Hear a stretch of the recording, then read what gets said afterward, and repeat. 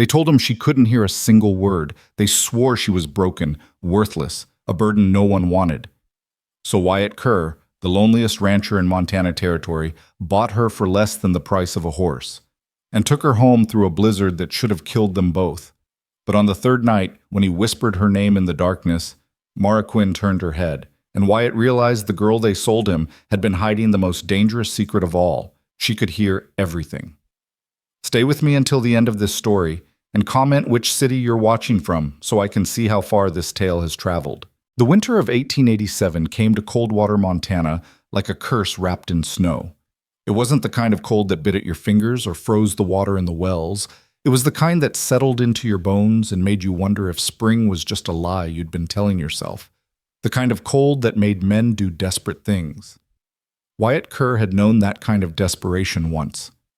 It lived in the hollow of his chest, where his heart used to be, in the empty side of the bed where Sarah had slept, in the silence of a house built for a family that would never fill it. 3 years had passed since the fever took her, and in those 3 years Wyatt had learned that loneliness wasn't just an absence. It was a presence, thick and suffocating, that followed him from the barn to the house and back again.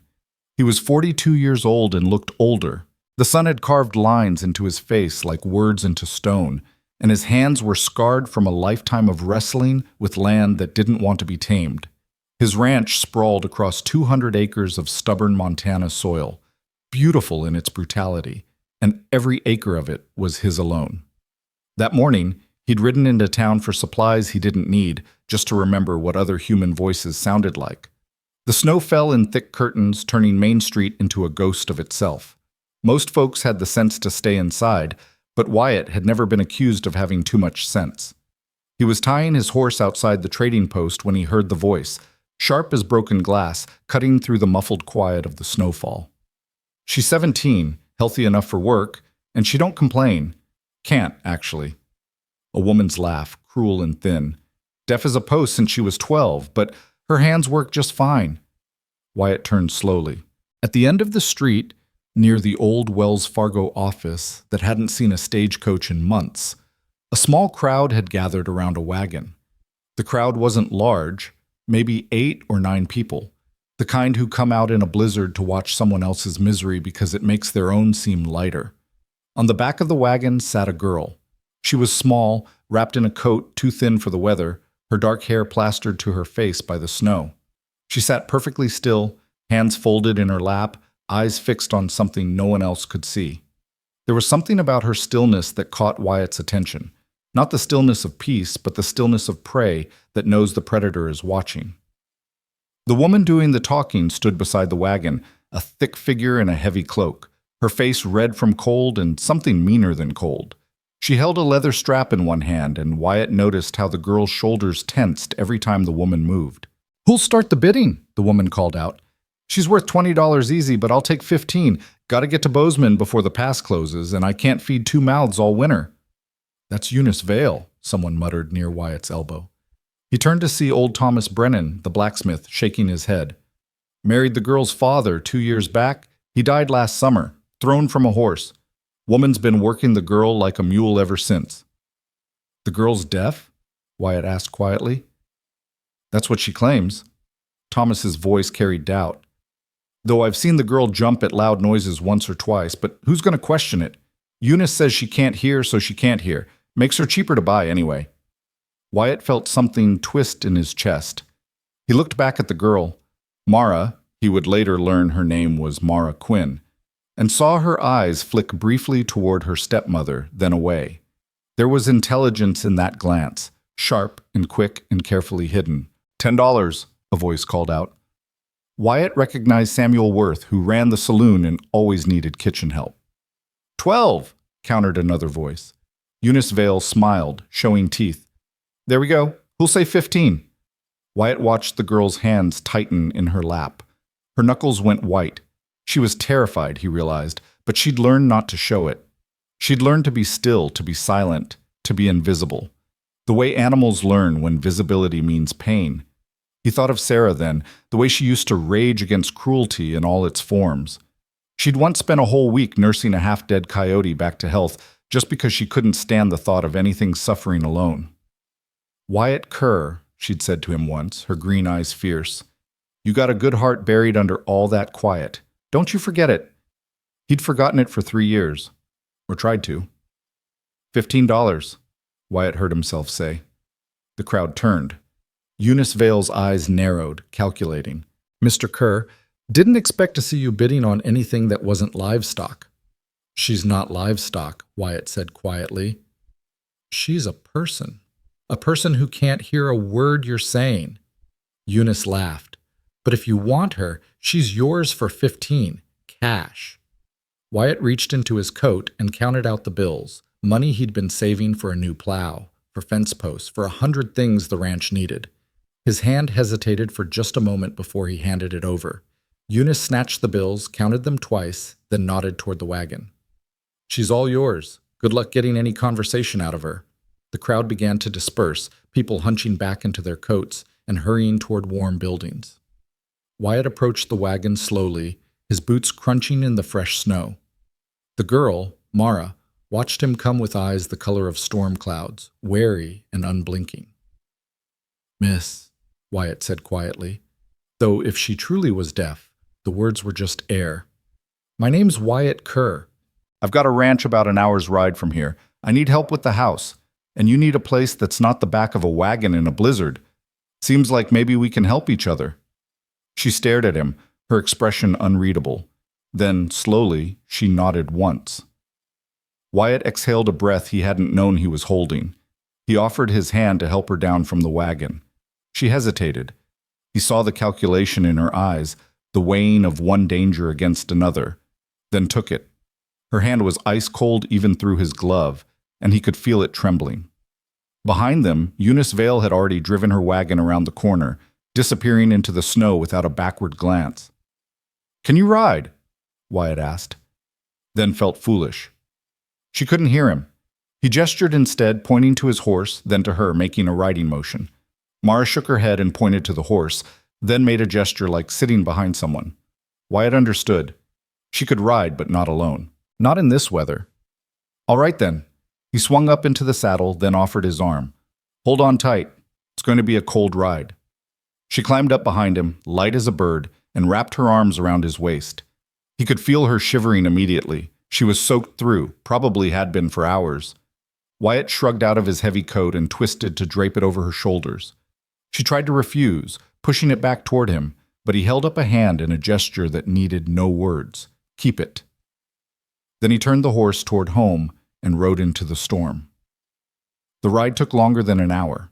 The snow came down so thick that Wyatt could barely see 10 feet ahead, and twice he had to dismount to check landmarks, a particular twisted pine, a rock formation that looked like a broken tooth. Behind him, Mara clung to his back, her grip never loosening, never complaining, though he knew she must be frozen to the bone. When the dark shape of his ranch house finally emerged from the white, Wyatt felt relief like whiskey burning down his throat. He guided the horse to the barn, dismounted, and helped Mara down. She could barely stand, her legs stiff from cold and an hour of gripping the horse. "Come on," he said, supporting her weight.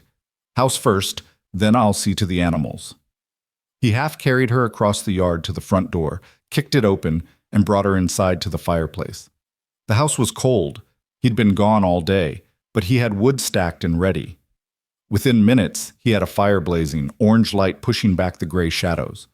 Mara stood exactly where he'd left her, dripping melted snow onto the floorboards, staring at the flames like she'd never seen fire before. Wyatt pulled the rocking chair closer to the hearth. "Sit," he said, guiding her gently by the shoulders.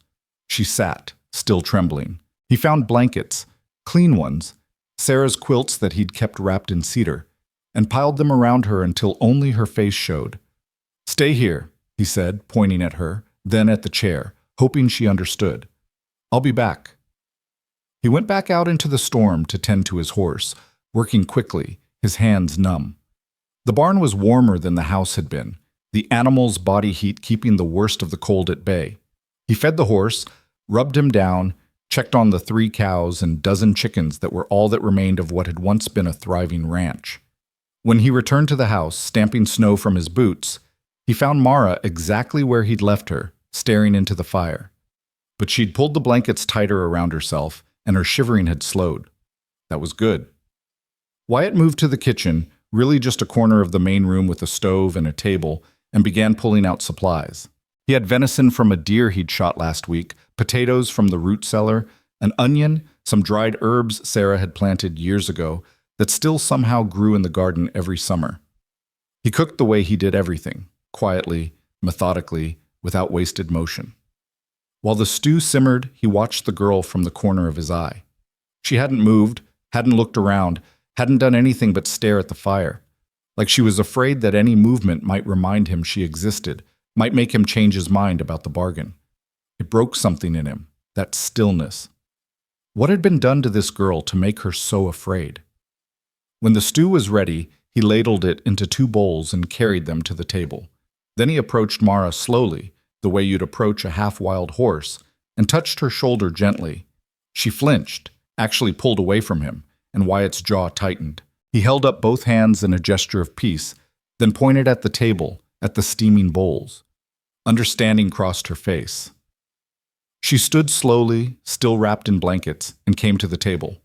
Wyatt pulled out a chair for her, and after a moment's hesitation, she sat. They ate in silence. Wyatt, because he'd forgotten how to make conversation, and Mara, because she supposedly couldn't hear it anyway. He watched her eat, small bites, careful, like food was something that might be taken away at any moment. She finished everything in the bowl, then sat with her hands in her lap, waiting. Wyatt stood and retrieved something from the shelf near the door, a slate and a piece of chalk, left over from when he'd briefly tried to teach himself accounting. He brought them to the table and set them in front of her, then wrote slowly in clear letters. "Can you write?" Mara stared at the slate for a long moment. Then she picked up the chalk with trembling fingers and formed 2 words in shaky, uncertain letters. "Thank you." Wyatt smiled for the first time in longer than he could remember. "You're welcome," he said out loud, knowing she couldn't hear but needing to say it anyway. Then he wrote on the slate, "You're safe here." She read it, and something happened to her face, a crack in the careful blankness she wore like armor. Her eyes filled with tears that didn't fall, and she nodded once, quickly, before looking away. Wyatt cleared the dishes, moving around the kitchen with the ease of 3 years' practice. He'd learned to cook after Sarah died, learned to clean, learned all the things he'd left to her because that was how they divided the world between them. At first, every task had felt like a betrayal, a reminder that she was gone.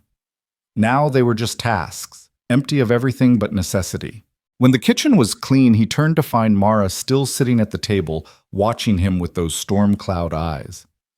He wrote on the slate, "There's a room upstairs, it's cold but has a bed, or you can sleep down here by the fire tonight."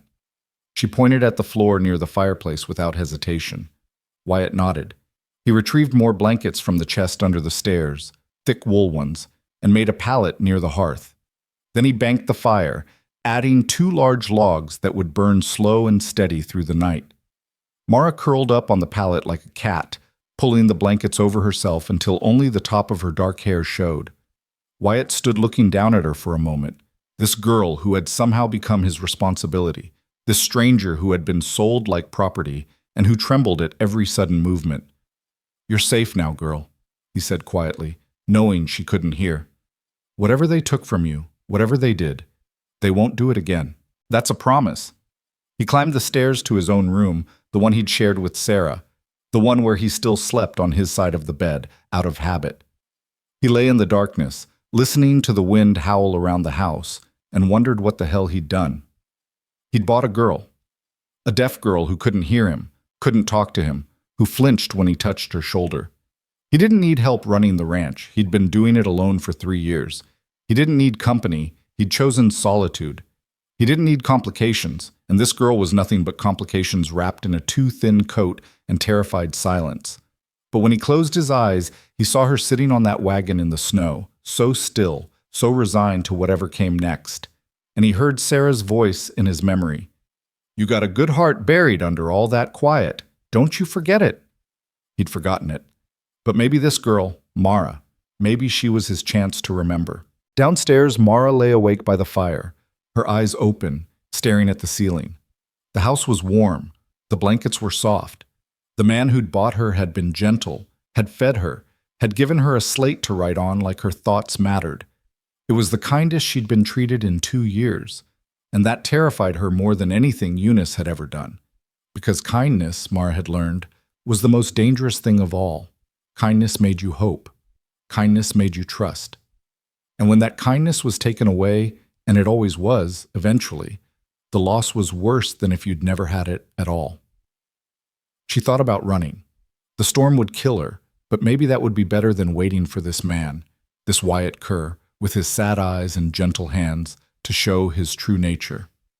They all did, eventually. Her father had been kind once, before the drink got him. Eunice had been kind too at first, when she'd been courting Mara's father. Before the wedding, before the inheritance, before Mara became an inconvenience instead of a stepdaughter. But something kept her frozen on the palate. Maybe it was the warmth of the fire. Maybe it was the exhaustion that went bone deep. Or maybe it was the way he'd said, "You're welcome," after she'd written, "Thank you," like her gratitude mattered, like she was a person and not a possession. She reached up and touched her left ear gently. It had been 5 years since the fever that had stolen her hearing, or so everyone believed. The truth was more complicated, more dangerous, more secret than anyone could know. The truth was that Mara Quinn could hear perfectly well. She'd been 12 when she learned that men told their secrets around girls they thought were deaf. She'd been 13 when she realized that her stepmother talked more freely when she thought Mara couldn't hear her plans. She'd been 14 when she understood that being deaf was armor, protection, a way to become invisible. And she'd been 15 when she made her choice. Better to be thought broken and safe than whole and in danger. For 2 years, she'd lived in perfect silence, never reacting to sounds, never speaking, never giving herself away. For 2 years, it had worked. Eunice had treated her like livestock, yes, but livestock was predictable. Livestock was safe. Until today, when Eunice had decided that livestock could be sold. Mara's hands clenched under the blankets. She'd heard everything in that wagon, every word of the auction, every cruel joke about the deaf girl. She'd heard Wyatt Kerr's voice when he'd said, "She's not livestock, she's a person." She'd heard the way his breath caught when he draped his coat over her shoulders, like even that small act of kindness cost him something.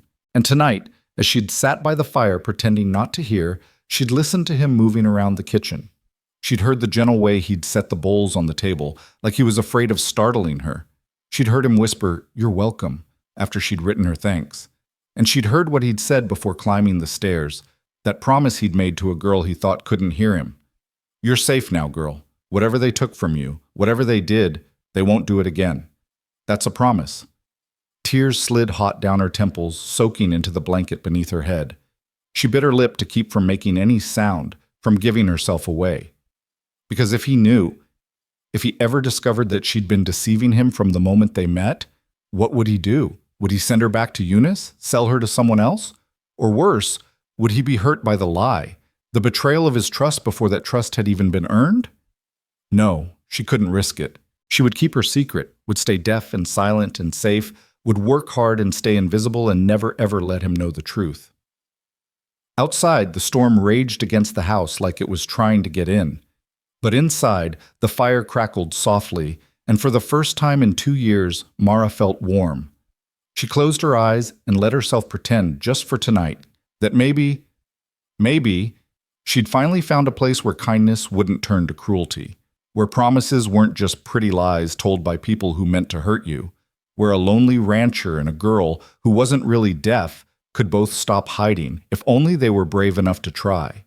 But bravery, Mara knew, was the hardest thing of all, especially when you'd forgotten what it felt like to be anything but afraid. Morning came late to the ranch, the sun hidden behind clouds that promised more snow. Wyatt woke to silence, the same silence he'd woken to for 3 years, but something felt different. Then he remembered. The girl downstairs. Mara. He dressed quickly in the cold bedroom, pulling on wool pants and a thick flannel shirt, his movements practiced and efficient. When he came down the stairs, he found the fire already blazing and Mara standing by the window, still wrapped in blankets, staring out at the white landscape. She must have heard his footsteps. No, he corrected himself, she couldn't have. But somehow she sensed his presence and turned, her eyes meeting his with that same wary intelligence he'd noticed yesterday. In the morning light, He could see her more clearly. She was younger than he'd thought, maybe 17 or 18, with dark hair that fell past her shoulders and a face that would have been pretty if it wasn't so thin, so marked by hardship. Wyatt gestured toward the table, then to himself, miming eating. She nodded and moved to sit, settling into the same chair she'd used last night. He noticed she chose the seat that put her back to the wall, where she could see both the door and the windows. Smart girl. He made breakfast: cornmeal mush with molasses, coffee so strong it could strip paint, bread from a loaf he'd bought in town 3 days ago. Basic food, bachelor food, but it was hot, and there was plenty of it. He set a bowl in front of her and watched as she ate slowly, carefully, like she was still waiting for someone to snatch it away. When they'd finished, Wyatt retrieved the slate and wrote, "I need to check the animals. You can stay inside where it's warm." Mara read it, then shook her head. She pointed at herself, then at him, then made a gesture that clearly meant, "I'll come with you." Wyatt hesitated. It was bitter cold outside, and she'd already been half frozen yesterday. But there was determination in her expression, and something else, a need to be useful, to prove her worth, to earn her keep. He recognized it because he'd felt the same way 1,000 times, that need to justify your existence through work. He nodded and found her a better coat, one of Sarah's old ones that he'd kept for reasons he couldn't explain. It was too big for Mara, but it was wool and thick, and it would keep her warm. He showed her how to wrap a scarf around her face against the wind, and then they went out together into the cold. The barn was dim and sweet-smelling, full of animal warmth and the rustle of hay. Wyatt showed her where everything was: the feed bins, the water buckets, the stalls. He worked steadily, mucking out the horse's stall, checking the cows, gathering eggs from the chickens who complained loudly about the disturbance. Mara watched everything with fierce attention, memorizing, learning. When Wyatt handed her a bucket and pointed at the water pump, she took it without hesitation. The pump was outside, exposed to the wind, and the handle was stiff with cold. Wyatt moved to help her, but she shook her head stubbornly and worked the handle herself, her small hands gripping tight, pumping until water gushed out in a frigid stream. She carried the heavy bucket back to the barn, water sloshing over the sides, and Wyatt saw her hands were red with cold. He took the bucket from her and set it down, then caught her hands in his own. She froze, fear flashing across her face, but he just held her hands gently and breathed warm air on them, rubbing them carefully until some color returned. "You've got to wear gloves in this weather," he said, knowing she couldn't hear but needing to say it anyway. "You'll lose your fingers otherwise." He found an old pair of his gloves and put them on her hands. They were comically large, swallowing her hands entirely, but they were lined with wool and they'd keep her warm.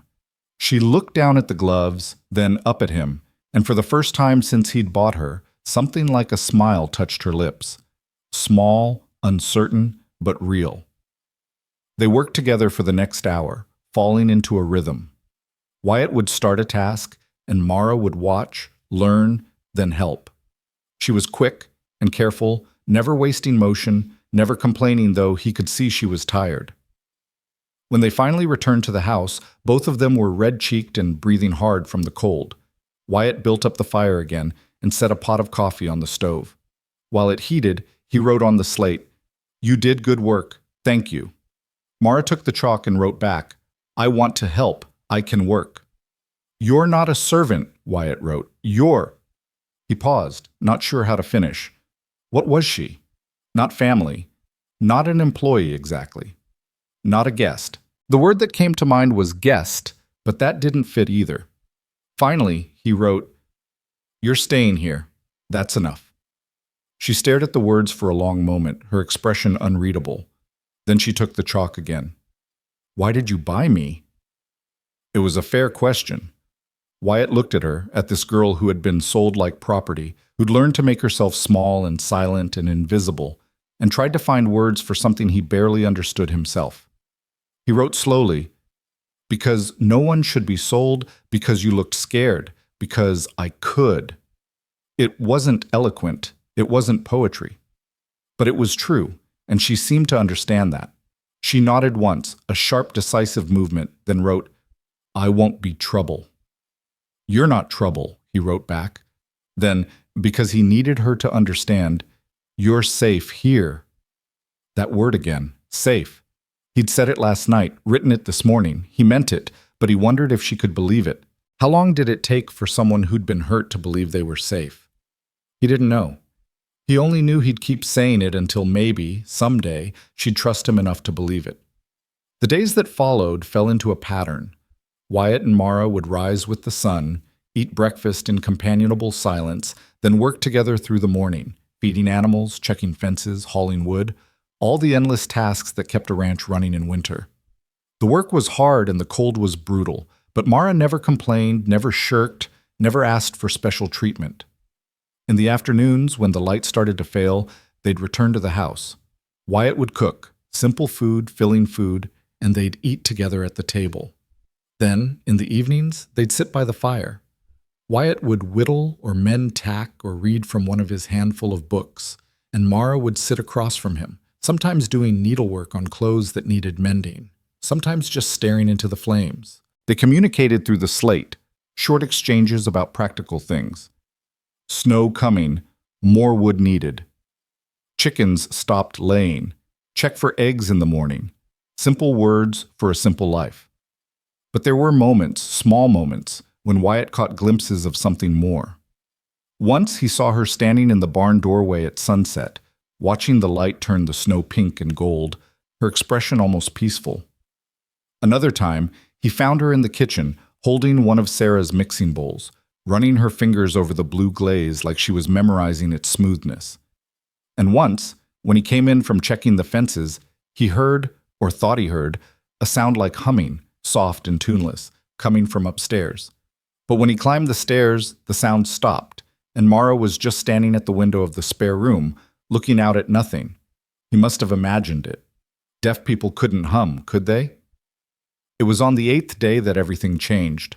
Wyatt had been repairing a section of fence that had blown down in the night's wind.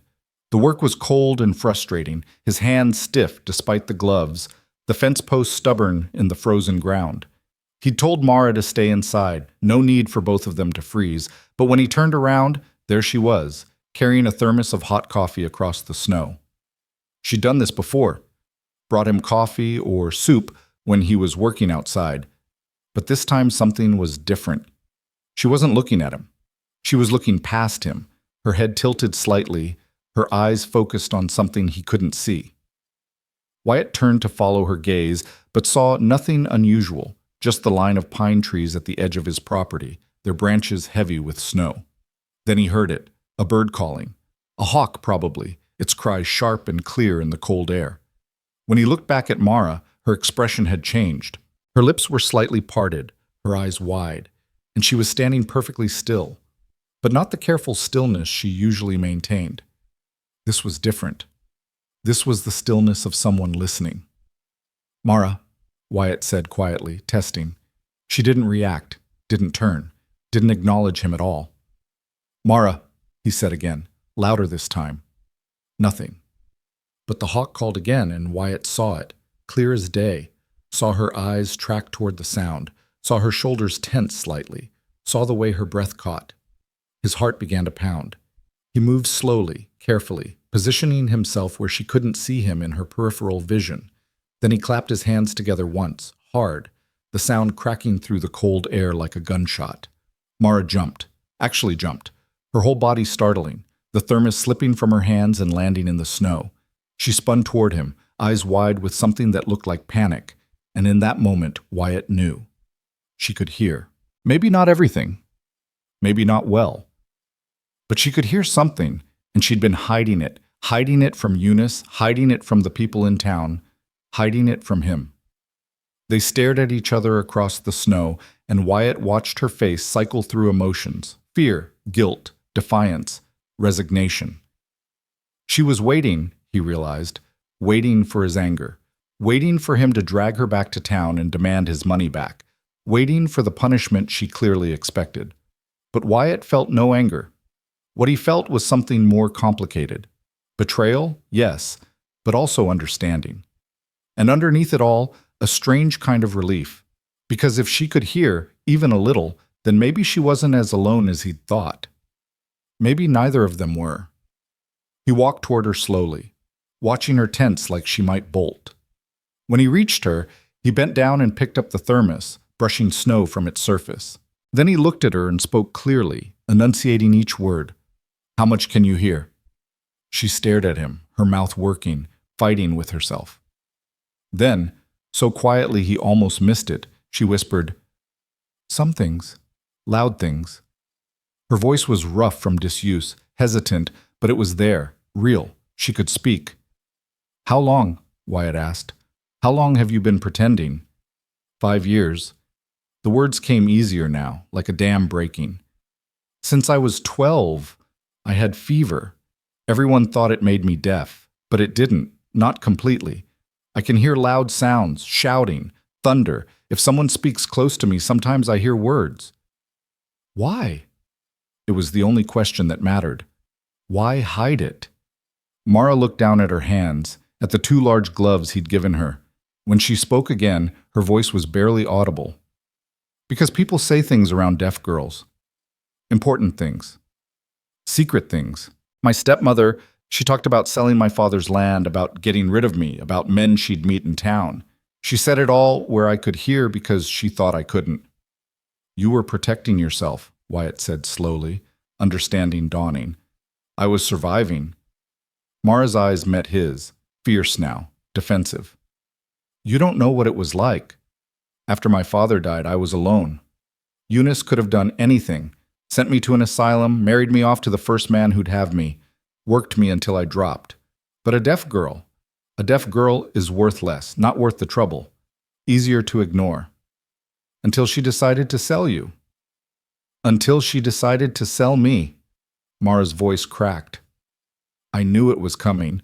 I heard her talking to a man in town asking about orphanages, about workhouses. I knew she was planning something, but I didn't think she'd—" "Sell you from the back of a wagon like livestock," Wyatt finished quietly. Mara nodded, tears tracking down her cold, reddened cheeks. I'm sorry I lied to you. I know you paid money for me, thinking I was broken. If you want to take me back, if you want your money back, I understand. I'll go." "Go?" Wyatt stared at her. "Go where? Back to Eunice?" "Anywhere. I don't know. It doesn't matter." "It matters." Wyatt's voice was firm. "And you're not going anywhere." Mara looked up at him, confused and wary. "But I lied to you." "Yes, you did." Wyatt felt a smile tugging at his mouth despite everything. "And I understand why. You've been lied to, used, sold. Why should you trust me? Why should you trust anyone?" "Then you're not angry?" "I'm not angry." He paused, considering. "I'm relieved, I think. All this time I've been writing on that damn slate, wondering if you were lonely, if you missed hearing voices. And all along you could hear me. Some things, anyway." "I heard you," Mara whispered. "That first night. You said I was safe. You thought I couldn't hear, but I did.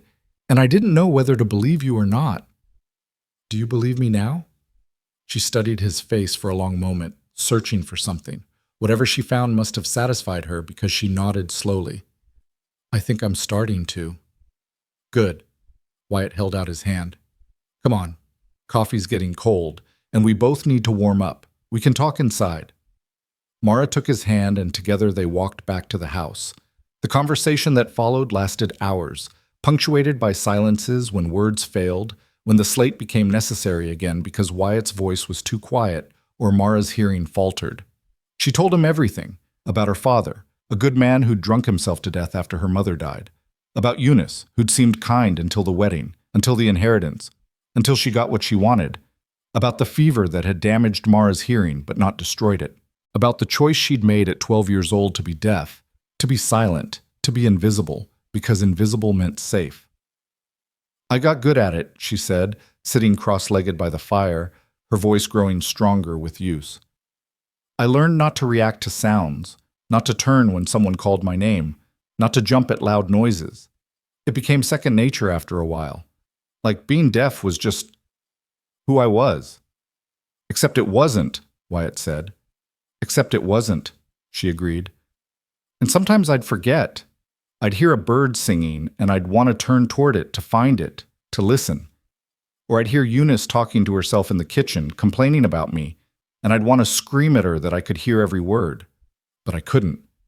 Because if she knew I could hear, she'd know you knew things you shouldn't, Wyatt finished. Yes. Mara hugged her knees to her chest. And she'd have gotten rid of me faster. Or worse, she'd have used it against me somehow. I don't know. I just knew I couldn't let her find out. Wyatt poured more coffee, thinking. Outside, the sun was setting, painting the snow orange and purple. What about talking? He asked. You can speak fine. How'd you hide that? I just didn't speak. Mara shrugged. People assumed if I couldn't hear, I couldn't talk. They didn't know I'd learned to talk before the fever. I was 7 when my mother died, and she'd taught me to read and write and speak properly. So when everyone decided I was deaf, they assumed I'd never learned to speak, and I let them think it. 5 years. Wyatt shook his head. 5 years of silence. That must have been hard. It was lonely, Mara admitted quietly. Sometimes I'd go into the barn and whisper to the animals, just to hear my own voice, just to remember I could speak, but it was safer than the alternative. They sat in silence for a while, watching the fire burn. Then Wyatt said, What do you want to do now? Mara looked at him, startled. What do you mean? I mean, you don't have to pretend anymore. Not here. You can speak when you want to. You can admit when you hear things. You don't have to be invisible. But what if someone finds out? What if Eunice sold you? Wyatt said flatly. She took money and signed you over to me. She's got no claim on you anymore. And even if she tried, I'd tell her to go to hell. A startled laugh burst from Mara's throat, and she immediately clapped her hand over her mouth like she'd done something wrong. But Wyatt was grinning. You've got a good laugh, he said. Be ashamed to waste it. Mara lowered her hand slowly, a smile playing at her lips. I haven't laughed in a long time. Then we'll have to fix that. Wyatt stood and stretched, his joints popping. But for now, how about dinner? I'm starving, and I bet you are too. They worked together in the kitchen, and for the first time, they could talk while they worked. Small talk, simple talk, but it felt revolutionary. Mara asked about the ranch, how long he'd owned it, what he grew in the summer. Wyatt asked about her childhood, the good parts before the fever and the loss. My mother used to sing, Mara said, peeling potatoes, every morning while she made breakfast. She had a beautiful voice. I wish I could remember more of her songs. What about your father? What was he like before the drink got him? Mara's voice was matter-of-fact. He was wonderful, strong and funny and kind. He used to carry me on his shoulders when we'd walk to town. After my mother died, it was like part of him died too. He tried for a while, tried to be both parents, but the grief was too much, I think. I understand that, Wyatt said quietly. Mara glanced at him. Your wife? Sarah. She died 3 years ago. Fever, like what you had, but hers was worse. She was gone in 4 days. He stirred the pot on the stove, not looking at Mara. This was her house, her dream. She wanted a ranch, wanted land of our own, wanted to build something that would last. I bought this place for her, and she made it a home. Then she died, and I've been... He trailed off. Living in her ghost, Mara finished softly. Yeah. Wyatt glanced at her, surprised by her understanding. Yeah, that's exactly what I've been doing. Is that why you bought me? Mara asked. Because you were lonely? Maybe partly. Wyatt considered the question honestly, but mostly because when I saw you on that wagon, I saw someone who needed help, and I thought maybe Sarah would have wanted me to help if I could. She sounds like she was a good person. She was the best person I ever knew. Wyatt smiled sadly. You would have liked her. She was always bringing home strays, hurt animals, lonely people, anyone who needed a friend. She'd have taken you in without a second thought. I'm glad you did, Mara said. Even if it meant lying to you at first, I'm glad you bought me instead of someone else. They ate dinner by the fire, and for the first time their silence was comfortable instead of awkward. Wyatt noticed how different Mara seemed now that her secret was out. Her shoulders less tense, her movements less careful, like a weight had been lifted. She still jumped at unexpected sounds sometimes, still had that wariness in her eyes, but she was more present somehow, more real. After dinner, Wyatt brought out a deck of cards. old and worn, the corners soft from years of use, and taught Mara how to play rummy. She caught on quickly, and soon they were playing in earnest, trash-talking each other like old friends.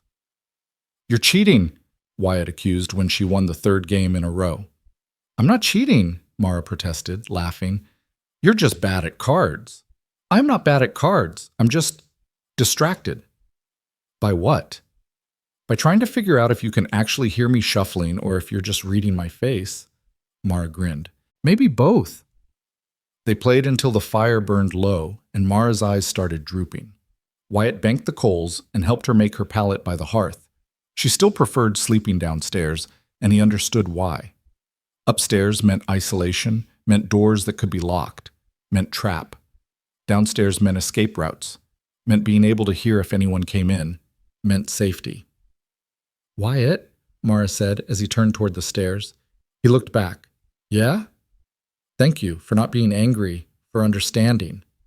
"Nothing to thank me for." He paused, then added, "Get some sleep. Tomorrow we've got to check the south fence, and it's going to be cold." "I'll be ready."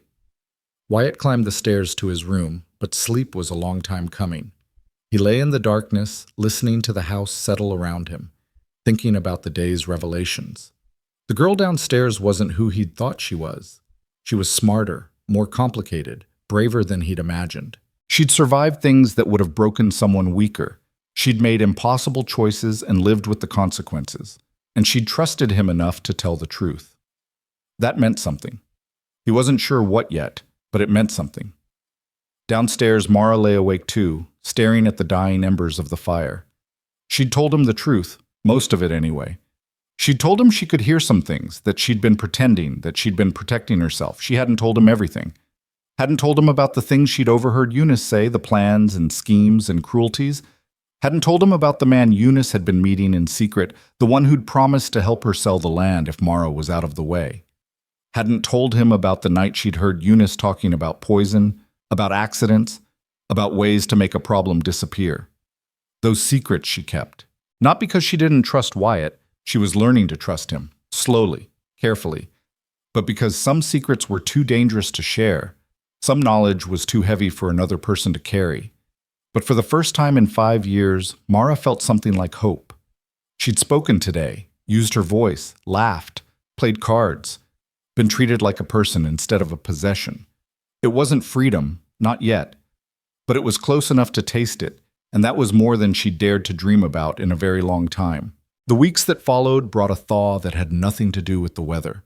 Snow still buried the ranch under white silence, and the wind still howled through the valley like a living thing. But inside the house, something had shifted. The air felt lighter somehow, warmer, like the walls themselves were breathing easier now that the truth had been spoken. Mara still communicated mostly through gestures and the slate during the day, especially when they were working outside where the wind made hearing difficult. But in the evenings, by the fire, she would speak. Her voice was quiet and careful at first, rusty from years of disuse, but it grew stronger each day.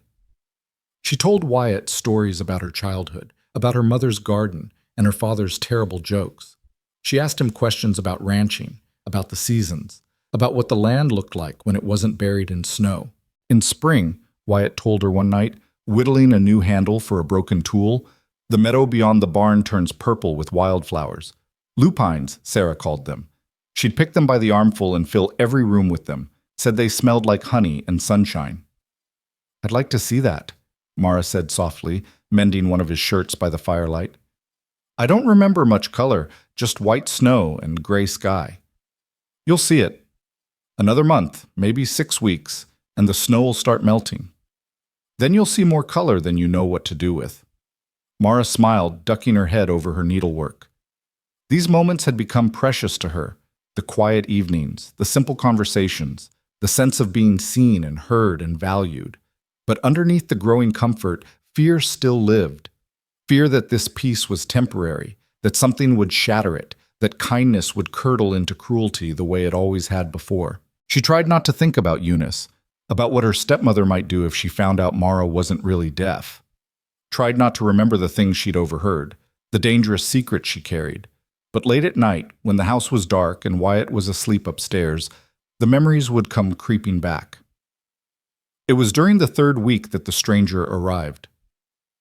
Mara was in the barn, scattering feed for the chickens, when she heard the horse approaching. She froze, her body going still the way it had learned to do when danger was near. Through the barn door, she could see a rider coming up the long path from the road, a big man on a bigger horse, his coat dark against the snow.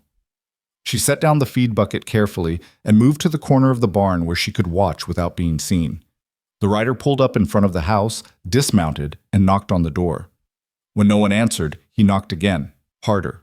Wyatt emerged from the woodshed, an axe in his hands, his expression wary. Mara watched as the two men spoke, their voices too distant and quiet for her to hear clearly. She caught fragments, Eunice Vale, and girl, and legal matters, and her blood went cold. The conversation lasted maybe 5 minutes. The stranger handed Wyatt something, papers, it looked like, and Wyatt's face went hard as stone. He said something sharp, and the stranger held up his hands in a placating gesture. More words were exchanged, then the stranger mounted his horse and rode away, disappearing back down the path the way he'd come. Wyatt stood in the yard for a long moment, staring at the papers in his hand. Then he looked up and saw Mara watching from the barn doorway. "Come inside," he called. "We need to talk." Mara's legs felt weak as she crossed the yard. Inside the house, Wyatt had spread the papers on the table, his jaw tight with anger. "What is it?" Mara asked, her voice barely a whisper. "Legal document from Eunice's lawyer." Wyatt's words were clipped. "She's claiming the sale wasn't valid.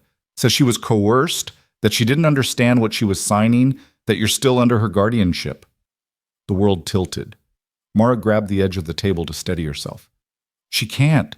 She sold me. She took your money. She's claiming she had no right to sell you in the first place. That you're not property, you're her ward, and she wants you back." Wyatt looked up, and Mara saw fury in his eyes. Not at her, but for her. "She's got until spring to file a formal complaint with the territorial court. If she does, there'll be a hearing." "She'll win." Mara's voice was hollow. "She's my stepmother. She has legal rights, and I'm just—" "You're not just anything," Wyatt interrupted. "You're a person, and you're an adult.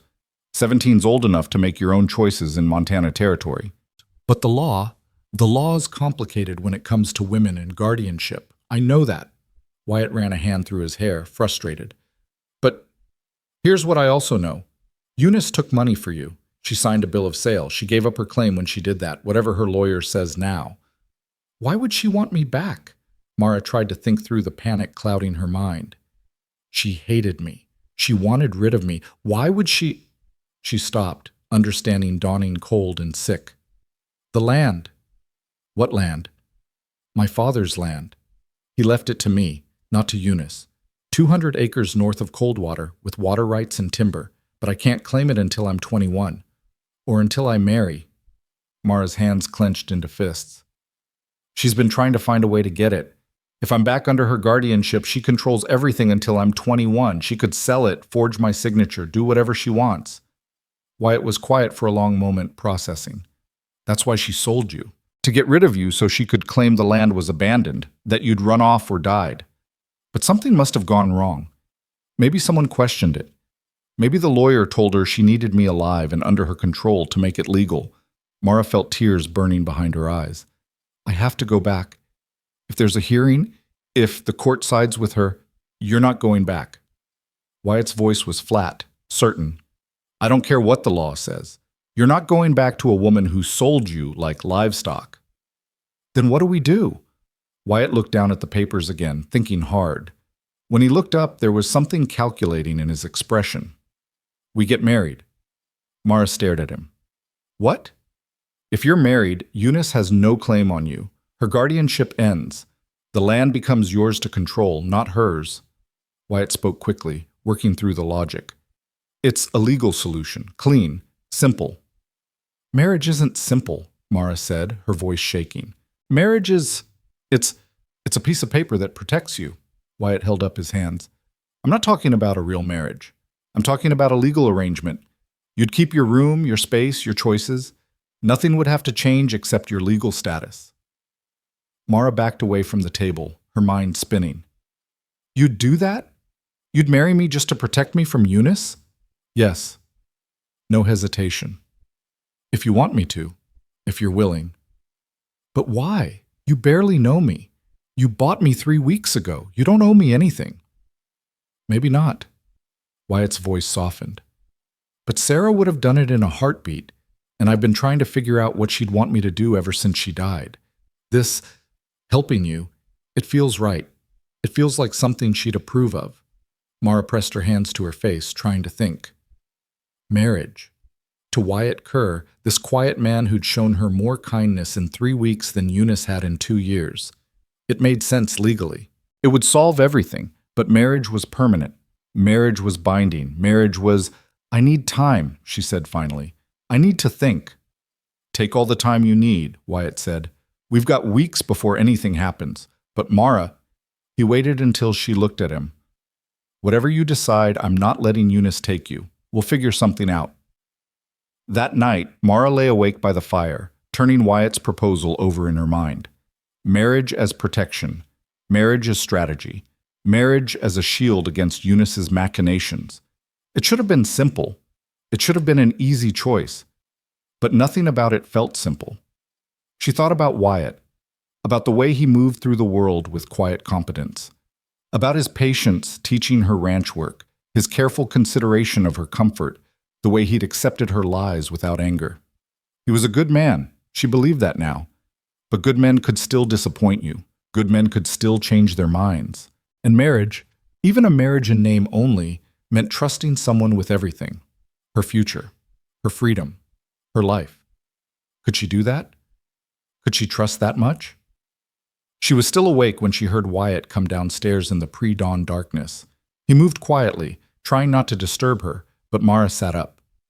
Can't sleep? He asked softly. Too much thinking. She wrapped a blanket around her shoulders. Can I ask you something? Anything. If we got married, if I said yes, would you expect... She trailed off, not sure how to phrase it. Wyatt seemed to understand. No, I told you. Nothing would change except the legal paperwork. You'd be protected, that's all. This house has 2 bedrooms. You could have the upstairs room, the one Sarah and I used to...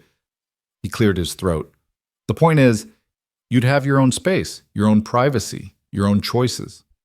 And if someday you wanted to really marry someone you loved, then we'd figure it out. Wyatt shrugged. Wyatt, an annulment maybe, if that's what needed to happen. But Mara, I'm 42 years old. I had my love, my real marriage. Sarah was it for me. I'm not looking for that again. That's sad, Mara said quietly. Maybe. Or maybe it's just how things are. He moved to the stove and started building up the fire. Some people get one great love in their life. I got mine. I'm grateful for it, even though it ended too soon. Mara watched him work. This man who'd loved so deeply that he couldn't imagine loving again. There was something both beautiful and heartbreaking about that kind of devotion. All right, she heard herself say. Wyatt turned. All right, what? All right, I'll marry you, if you're sure, if you really want to do this. He crossed the room and knelt beside her pallet, his eyes serious. I'm sure. Are you? I'm terrified, Mara admitted.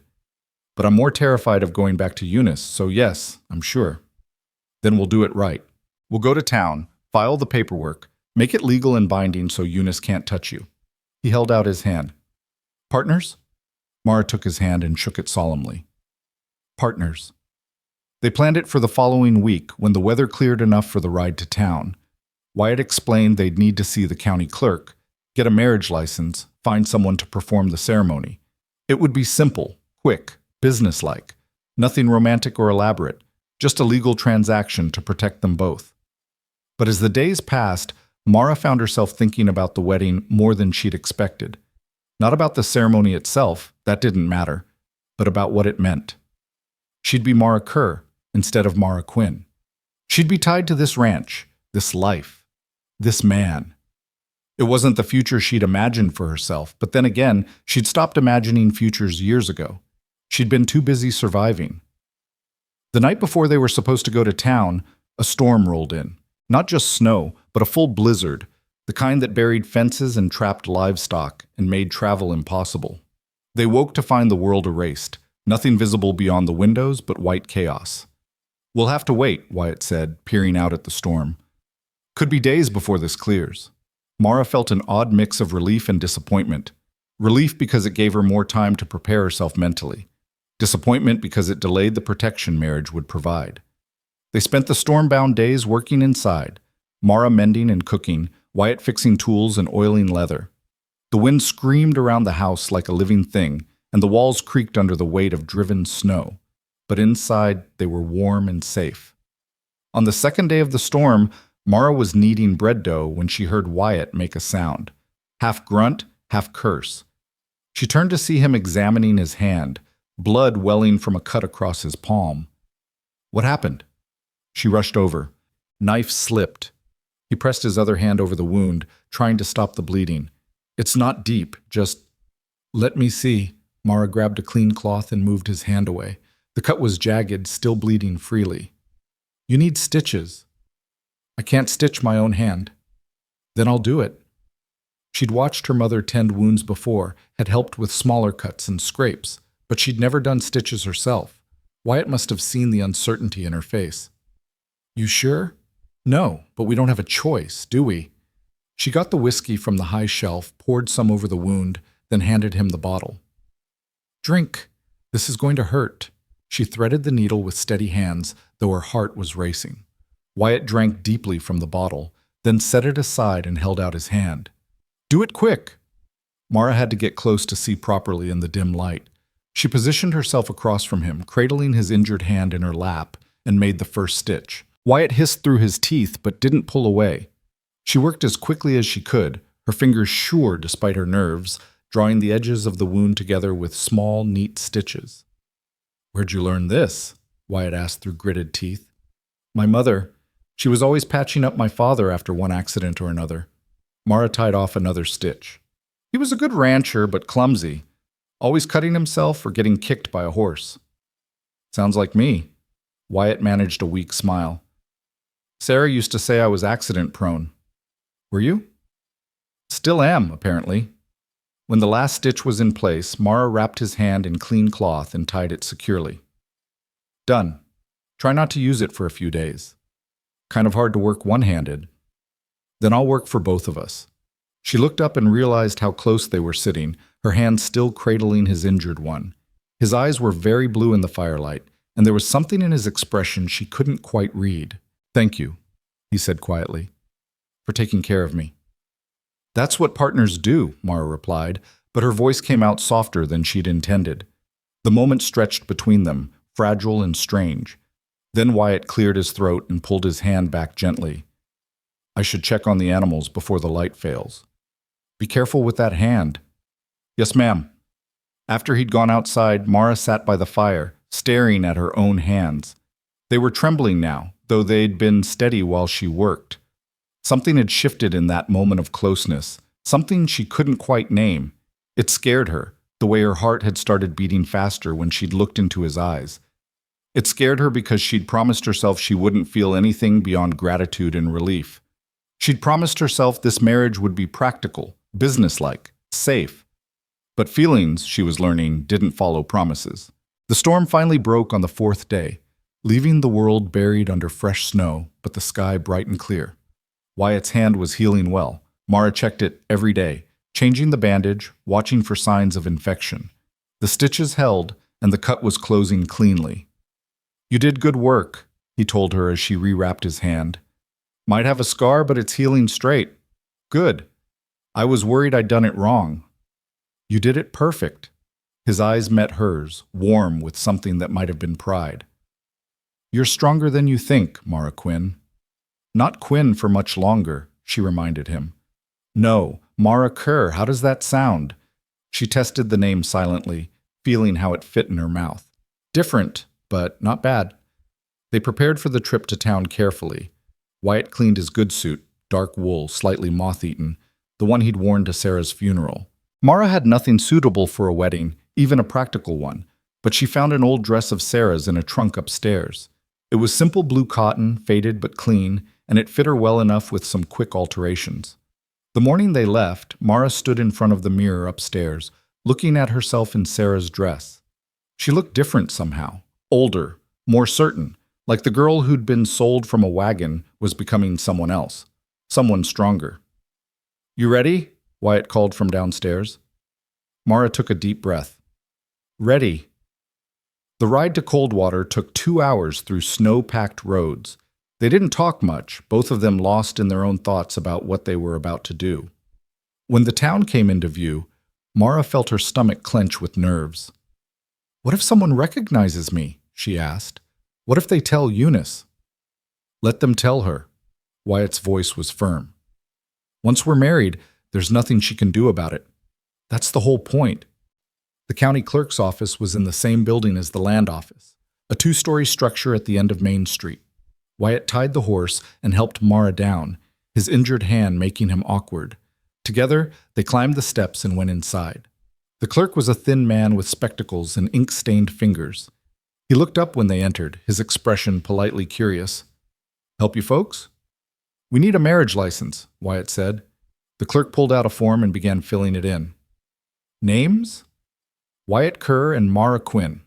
The clerk's pen paused. "Quinn? Any relation to Eunice Vale? She was in here a few weeks back asking about land deeds."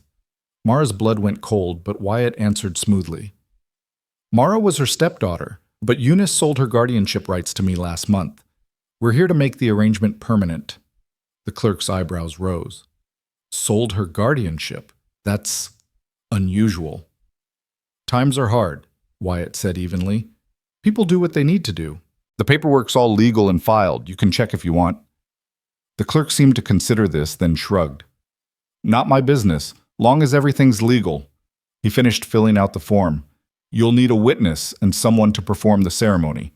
Justice of the Peace is in his office down the hall. Probably get him to do it now if you want." "We want," Wyatt said. 20 minutes later, they stood in front of Justice Martin, a portly man with kind eyes and a booming voice, while the clerk served as witness. The ceremony was short, functional, nothing like the weddings Mara had imagined as a girl. No flowers, no music, no celebration. Just words read from a book, and 2 people saying "I do" because it was the practical thing to do. But when Wyatt slipped a thin gold band onto her finger, Sarah's ring, she realized, which he must have saved, Mara felt tears prick her eyes.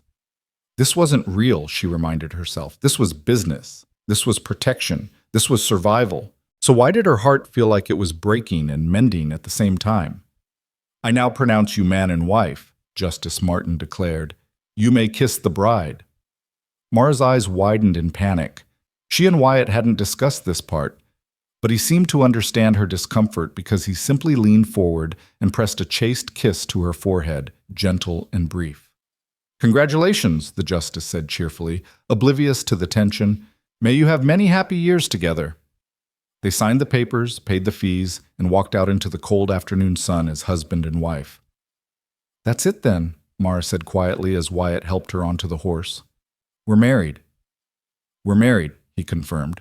"You're safe now." Legally, permanently safe. They started the ride back to the ranch, and Mara kept touching the ring on her finger, feeling its unfamiliar weight. Mrs. Mara Kerr. A married woman at 17, protected by law and bound by vows she'd never expected to speak. It should have felt like freedom, and in many ways it did, but it also felt like something else, something complicated and confusing that she didn't have words for yet. They were halfway home when they heard the gunshot. It came from somewhere ahead, sharp and clear in the cold air. Wyatt immediately pulled up, his hand going to the rifle he kept strapped to his saddle. "Stay behind me," he said quietly. Another shot, then a man's shout. They rounded a bend in the road and saw a wagon tipped on its side, one wheel broken, supplies scattered across the snow. A man stood beside it, rifle raised, facing 3 wolves that circled at a distance, their yellow eyes hungry. "Help me!" the man shouted when he saw them. "They've been stalking me for a mile." Wyatt didn't hesitate. He spurred the horse forward, raising his own rifle. The crack of his shot sent one wolf yelping away.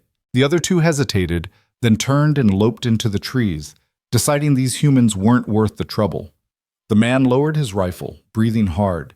He was young, maybe 25, with a merchant's soft hands and city clothes.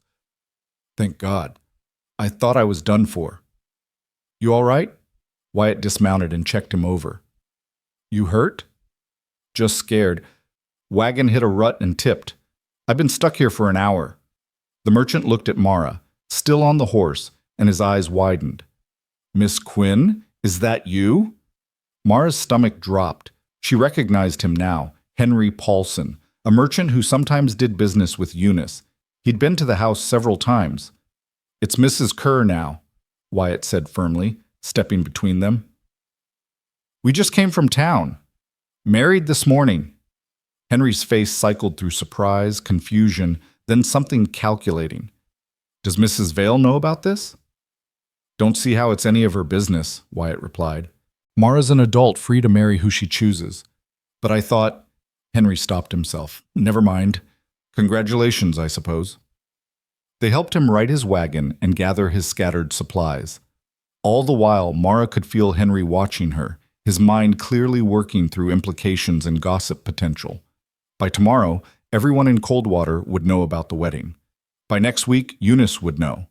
The confrontation was coming. It was only a matter of time. They made it home as darkness fell, both of them exhausted and tense. Inside, Wyatt built up the fire while Mara started making supper, their movements automatic from weeks of practice. She'll come, Mara said finally, breaking the silence. When Eunice hears we're married, she'll come here. Let her come. Wyatt's voice was hard. She's got no legal claim on you anymore. The marriage made sure of that. Legal claims don't always stop people. Mara turned to face him. She's dangerous, Wyatt.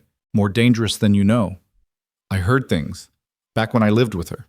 Things about people who crossed her, people who had accidents. Are you saying she's killed people? I'm saying she's capable of it. I'm saying she's not going to let this go just because we have a piece of paper that says we're married. Mara's hands were shaking. Maybe we should leave, go somewhere she can't find us. This is my ranch, my home. I'm not running. Wyatt crossed to her and took her shoulders gently. And I'm not letting her hurt you. That's a promise. Trust me. Mara looked up at him, at this man who was now her husband, who'd promised to protect her, who believed that right and law were stronger than Eunice's malice. She wanted to trust him. God, she wanted to believe him. But she'd learned the hard way that promises, no matter how sincere, couldn't always stand against the cruelty of the world. I trust you, she whispered anyway, because he needed to hear it, and because part of her wanted it to be true. That night, Mara moved her things upstairs to Sarah's old room.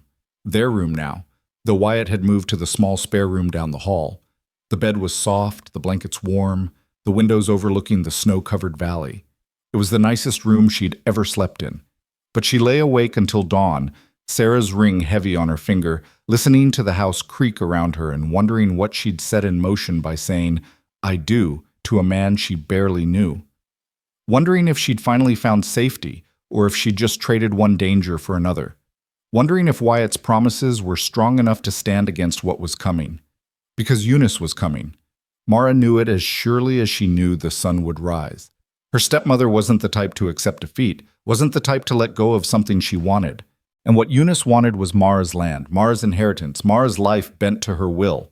The marriage had protected Mara legally. But the law, Mara had learned, couldn't always protect you from the people who were willing to break it. Eunice came on a Tuesday morning, 3 weeks after the wedding, riding in a hired buggy with 2 men Mara had never seen before. They were big men, hard-looking, the kind you hired when you wanted to intimidate rather than negotiate.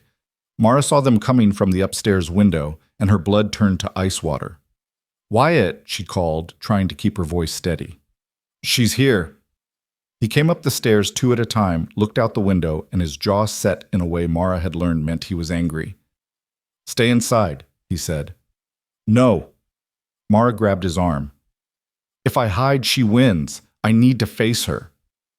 Mara, I need to face her, she repeated, and something in her voice must have convinced him because he nodded once, sharp and decisive. They went downstairs together and stood on the porch as the buggy pulled up. Eunice stepped down, wrapped in an expensive coat that Mara recognized. It had belonged to her mother. The sight of it made her hands clench into fists. Well, Eunice said, her voice dripping false sweetness. Look at you, girl, playing house with the rancher. Mrs. Kerr, Mara said, surprised by how steady her voice sounded. My name is Mrs. Kerr now. Eunice's smile was sharp as broken glass. About that, I've come to inform you that your little marriage is invalid. I never gave consent, and as your legal guardian, you sold your guardianship, Wyatt interrupted, for $15. I have the bill of sale. A bill of sale obtained under false pretenses. Eunice pulled papers from her coat. My lawyer has filed a complaint with the territorial court. The sale was illegal because you can't sell a person. Therefore, I'm still Mara's legal guardian, and any marriage entered into without my consent is void. She's 17, Wyatt said, old enough to marry without guardian consent in Montana territory, but not old enough to inherit land without guardian oversight. Eunice's smile widened. Which brings us to the real issue. Mara has property, 200 acres that belong to her father. As her guardian, I have the right to manage that property until she comes of age. But if she's married, control passes to her husband, unless, of course, the marriage is declared invalid. The marriage is legal, Wyatt said flatly. We have the certificate. Justice Martin performed the ceremony.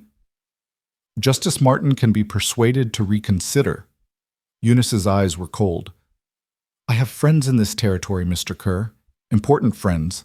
Friends who don't like seeing young girls taken advantage of by older men. I didn't take advantage of anyone. No? You bought a deaf, helpless girl and married her within a month. How does that look to a judge? Eunice turned to Mara. Come now, girl. This has gone on long enough. Get your things. You're coming home with me. I am home, Mara said, and her voice rang clear across the yard. This is my home now. You have no claim on me. Come on. I have every claim. I'm your mother. You're not my mother. The words burst out of Mara like a dam breaking. My mother is dead. You're just the woman who married my father for his money and his land, the woman who worked me like a slave, the woman who sold me from the back of a wagon like I was livestock. Eunice's face went red. How dare you? I dare because it's the truth. Mara took a step forward, and she saw Eunice actually step back. And here's another truth. I can hear you. I've always been able to hear you. Every word you said when you thought I was deaf, every plan, every scheme, every cruel thing you did and said. I heard it all. The silence that followed was absolute. Eunice's face went from red to white, her eyes wide with shock and something that might have been fear. You're lying, she whispered. Am I? Should I tell Mr. Kerr about the man you were meeting in town? The one you promised a share of my father's land if he helped you get rid of me? Should I tell him about the night you talked about poison, about making it look like an accident? Mara's voice shook but held steady. I heard everything, Eunice. Everything. One of the hired men shifted uncomfortably. The other was staring at Eunice with new wariness. Even lies could sound like truth when spoken with enough conviction, and Mara's words had the ring of absolute certainty. She's mad, Eunice said, but her voice lacked conviction.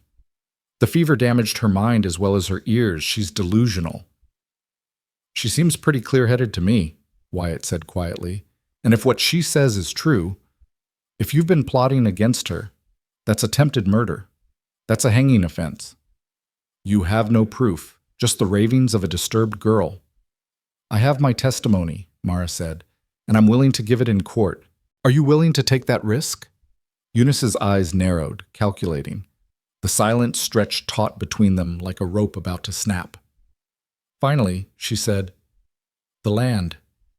Sign over the land rights to me, and I'll drop the complaint. You can keep your invalid marriage and your little ranch. I'll even pay you, say, $1,000 for your trouble. No, Mara said simply. 5,000. That's more money than you'll see in 10 years of ranching. No.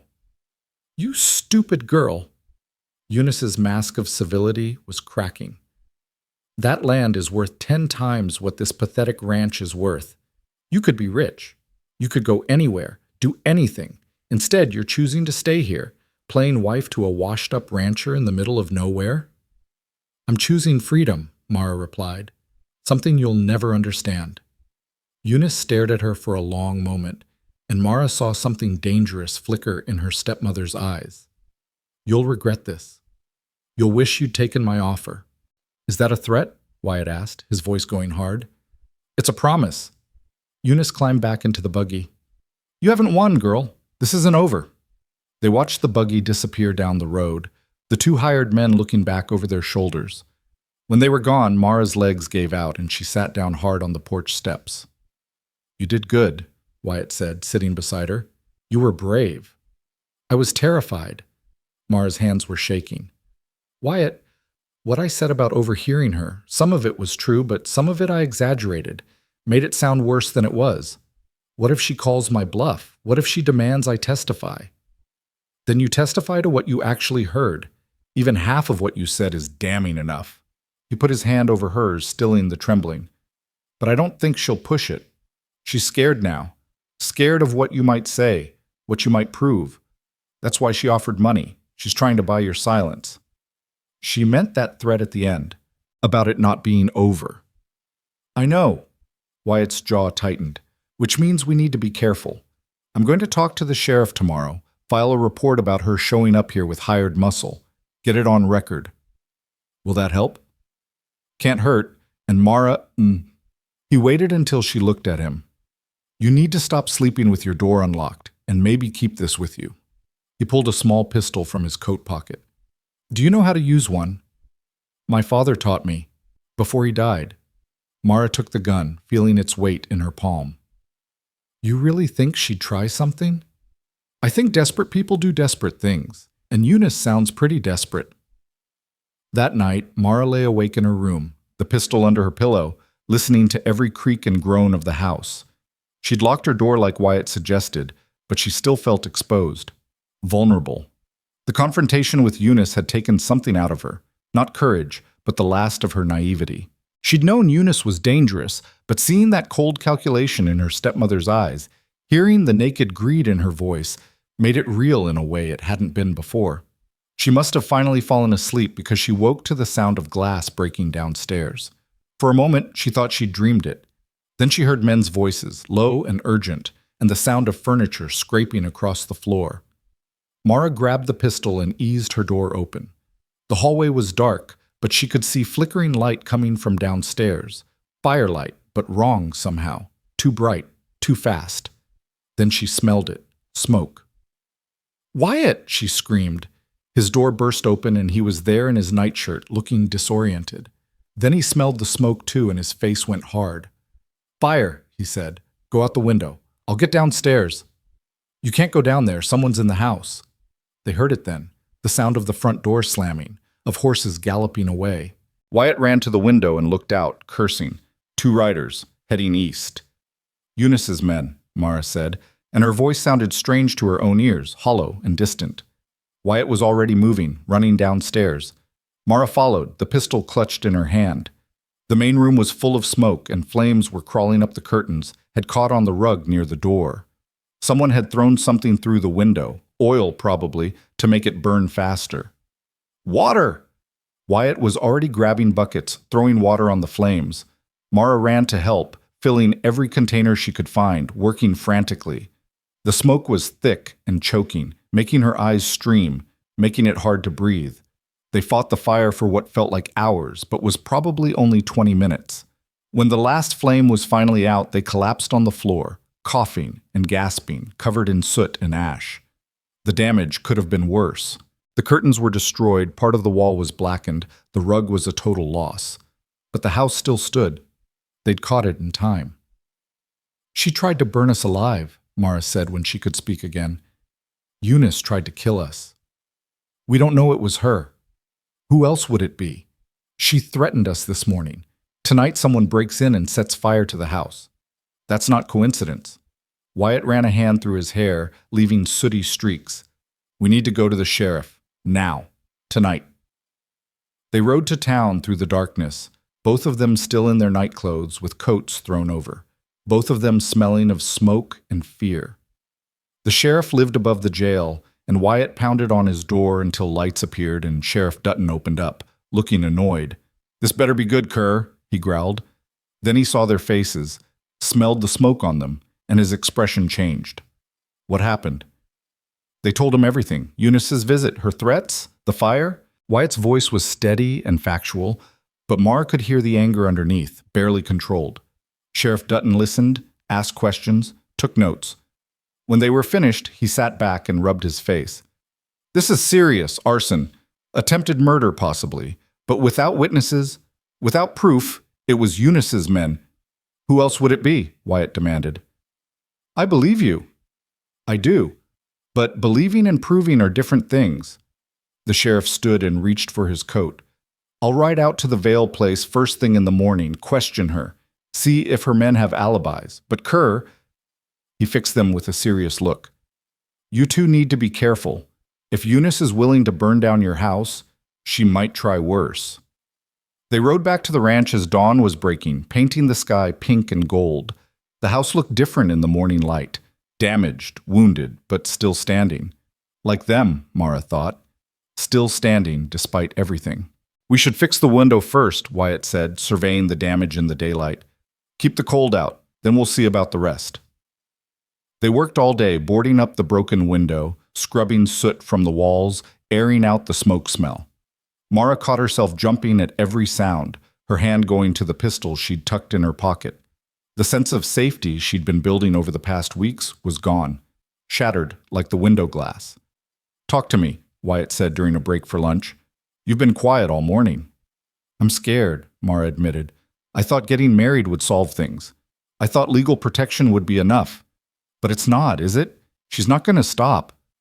No, probably not. Wyatt set down his coffee cup. Which means we need to think strategically. What does Eunice really want? The land. My father's land. That's all she's ever wanted. And why can't she get it now that you're married? Because it's mine. The inheritance passes to me when I turn 21, or when I marry. Since I'm married, it's mine to control. Legally, you as my husband could control it, but you'd have to act on my behalf with my consent. So she needs either to prove the marriage is invalid, or to get you to sign it over to her, or, Wyatt paused, or to get rid of both of us. The words hung in the air between them, cold and terrible. She'd kill us, Mara said slowly, make it look like an accident. Then, as my only living relative, she could claim the estate. Which means we need to make sure that can't happen. We need to file paperwork making it clear that if anything happens to you, the land doesn't go to her. A will, maybe. Or a trust. Wyatt was thinking out loud now, working through the problem. And we need witnesses. People who know what's been happening, who could testify if needed. Who would believe us over her? She has money, connections, friends in important places. We have the truth, and the truth has a way of coming out. Wyatt stood and pulled Mara to her feet. Come on, we're going back to town. We're going to see a lawyer, file all the paperwork we need, and make sure Eunice can't profit from hurting us. Then we're going to spread the word, tell everyone what she's been doing, what she tried to do. Make it public enough that she can't try anything without everyone knowing who to suspect. It was a good plan, a logical plan. But as they rode back to town for the second time in 24 hours, Mara couldn't shake the feeling that logic wouldn't be enough. Because Eunice didn't operate on logic. She operated on greed and cruelty, and a willingness to do whatever it took to get what she wanted. The lawyer, Mr. Garrett, was a thin man with sharp eyes who listened to their story without interrupting. When they finished, he steepled his fingers and thought for a long moment. You're right to be concerned, he said finally. Mrs. Vale has been quite active lately, filing motions, making claims, generally causing trouble. But you're also in a strong position. The marriage is legal, the land inheritance is clear, and attempted arson is a serious crime. Can we prove she was behind it? Mara asked. That's the sheriff's job, but what we can do is protect you going forward. I'll draft a will for you, Mrs. Kerr, specifically excluding Mrs. Vale from any inheritance. I'll also draw up a formal declaration of your marriage's validity, with affidavits from the justice who performed it. And, he paused, I'll file a restraining order. If Mrs. Vale comes onto your property again, she can be arrested. How long will all this take? Wyatt asked. The will and declaration a few days, the restraining order can be filed immediately. Mr. Garrett pulled out papers and began writing. In the meantime, I'd suggest you stay vigilant. Keep witnesses around when possible. Document everything. And if she approaches you again, don't engage. Just report it to the authorities. They left the lawyer's office with a stack of papers and a plan. It should have made Mara feel better, but the knot of anxiety in her chest only tightened.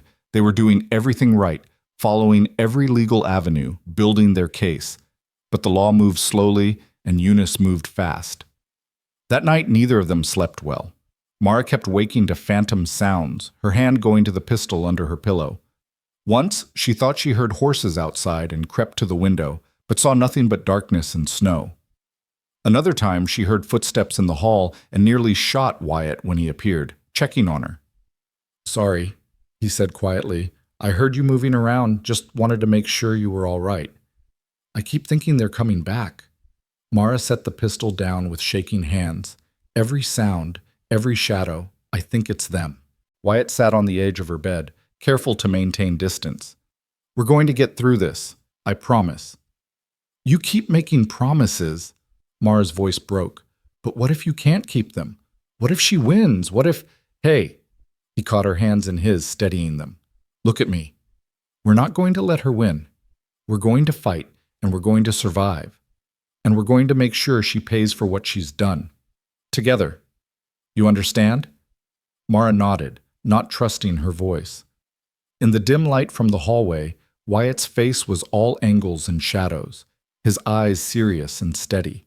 She realized suddenly how much she'd come to depend on him, this man who'd been a stranger 2 months ago. How much she trusted him, despite all her promises to herself not to trust anyone. "I'm glad you bought me," she whispered. "That day in town. I'm glad it was you." Something shifted in Wyatt's expression. "I'm glad too," he said quietly. Then, as if the word surprised him, "I've been less lonely since you came. The house feels different, better. Even with someone trying to burn it down." A ghost of a smile touched his lips. "Even then." They sat there for a moment, hands clasped, and Mara felt something warm bloom in her chest. Not just gratitude, not just relief. Something more complicated, more dangerous, more real than she'd expected to feel for a man she'd married out of necessity. "Get some sleep," Wyatt said, releasing her hands and standing. "I'll be right down the hall. Anything happens, you shout." "I will." After he'd gone, Mara lay back down, but sleep was a long time coming. She thought about Wyatt's words, about the house feeling better with her in it. She thought about how natural it had become to work beside him, to eat meals together, to share silence and conversation. She thought about how, somewhere along the way, this arrangement of convenience had started feeling like something more, and that terrified her almost as much as Eunice did. The next few days passed in tense anticipation. Sheriff Dutton came by to report that he'd questioned Eunice and her hired men. All 3 had alibis for the night of the fire. Eunice claimed she'd been home with her housekeeper, and the men claimed they'd been drinking at a saloon 20 miles away. The bartender backed up their story, though the sheriff noted he seemed nervous. "I know they're lying," he told Wyatt and Mara. "But without proof, my hands are tied. Best I can do is keep an eye on them, make it known I'm watching." Mr. Garrett delivered the completed paperwork, the will, the declarations, the restraining order. Everything was filed and official. Legally, Mara and Wyatt were as protected as they could be. But legal protection, they were learning, was a thin shield against determined malice. It was during the second week after the fire that the real blow came. Wyatt had ridden into town for supplies, and Mara was alone at the ranch, cleaning the kitchen. She heard horses approaching and looked out to see 3 riders. Not Eunice's hired men, but strangers. Official-looking strangers. Her heart sank as they dismounted and approached the house. One of them knocked, and Mara opened the door, the pistol hidden in her skirt pocket. "Mrs. Kerr?" the lead man asked. He was older, distinguished, with a badge pinned to his coat. "I'm Marshal Crawford, Territorial Marshal. I have some questions for you." "About what?" Mara's mouth was dry.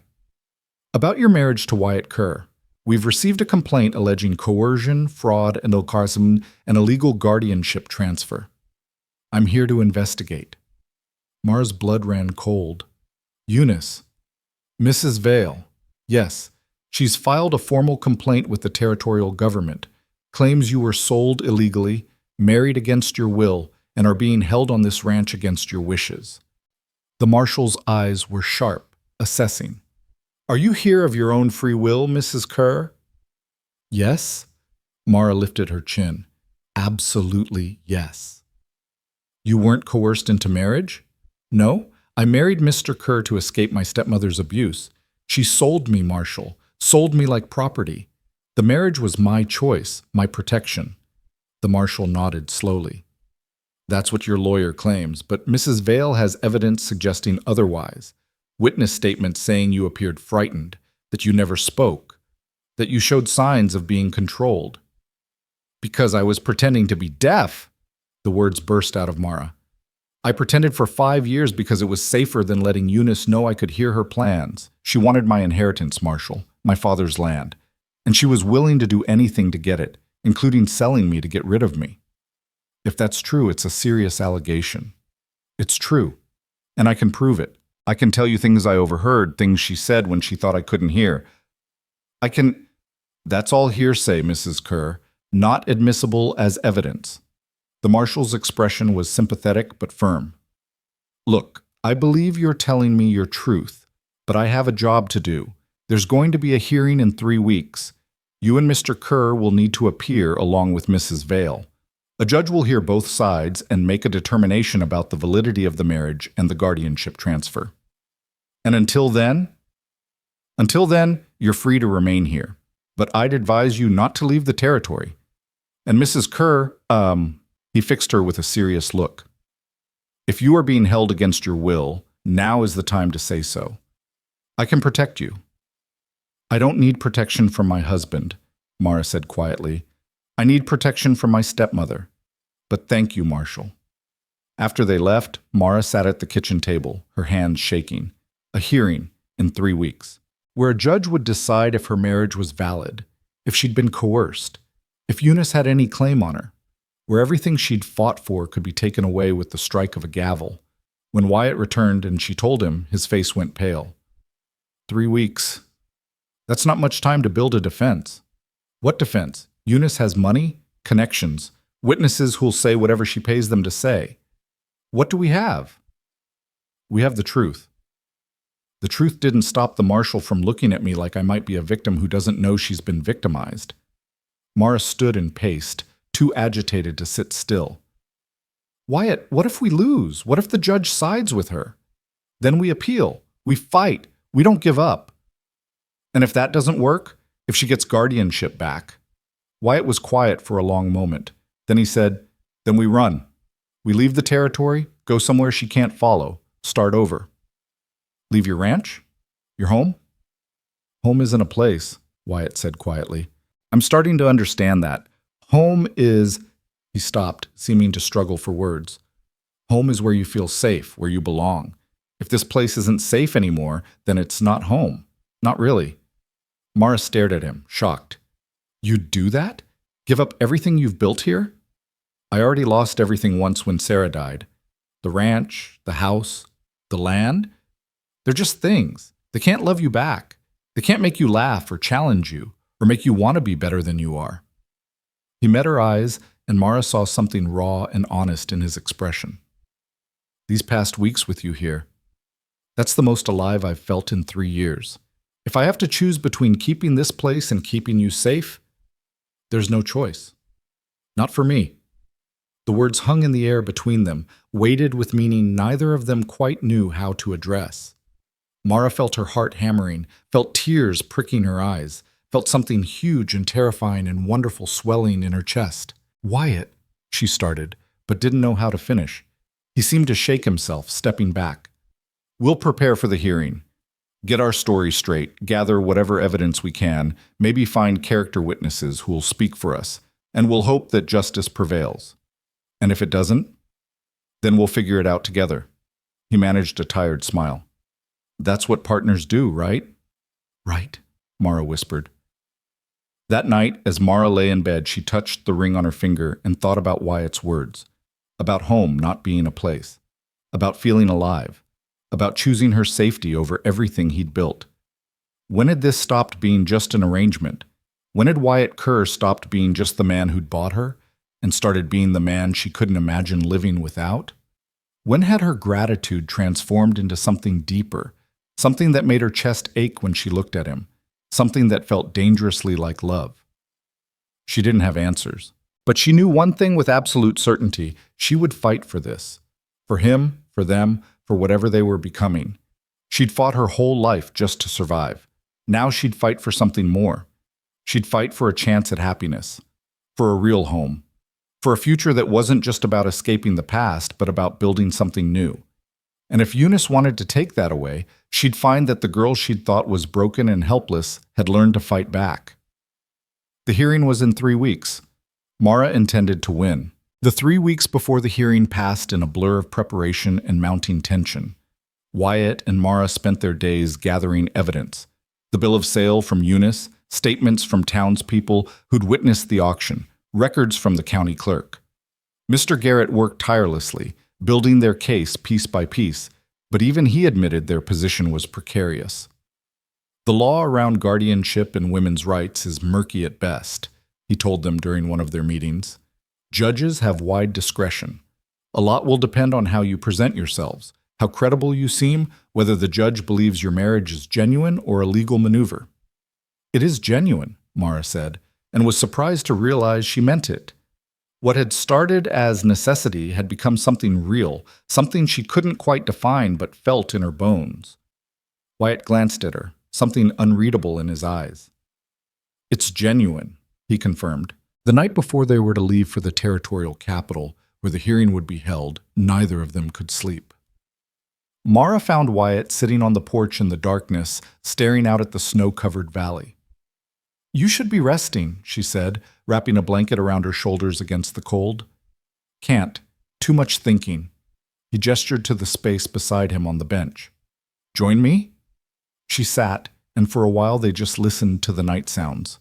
Wind in the pines, an owl calling somewhere distant, the creak of the house settling. It was Wyatt who finally broke the silence.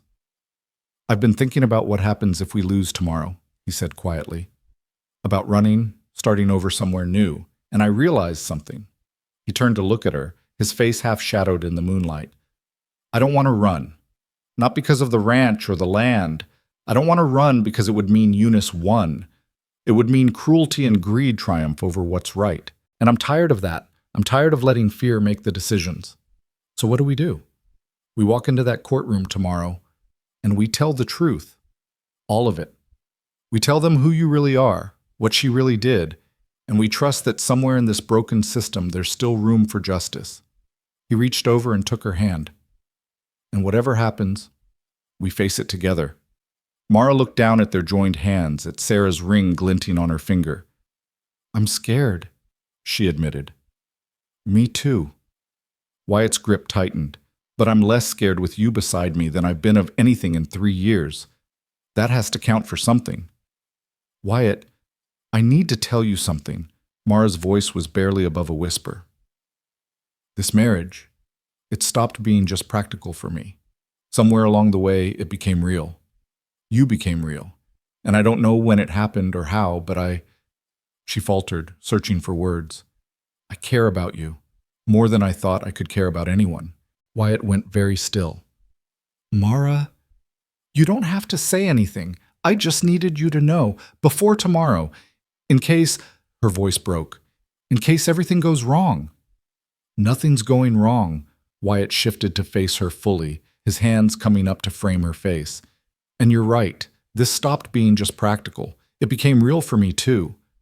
I don't know when, maybe when you stitched up my hand, maybe when you stood up to Eunice. Maybe it was always heading this direction, and I was just too stubborn to see it. What are you saying? I'm saying I care about you too. I'm saying that these weeks with you have reminded me what it feels like to be alive instead of just existing. I'm saying, he took a breath. I'm saying I think I'm falling in love with you, Mara Kerr, and that terrifies me because I thought I'd never feel this way again after Sarah. Tears spilled down Mara's cheeks. You're sure? Because I couldn't bear it if you said this now and changed your mind later. I couldn't. He kissed her. Gentle at first, almost hesitant, then deeper when she responded. It was nothing like the chaste kiss at their wedding.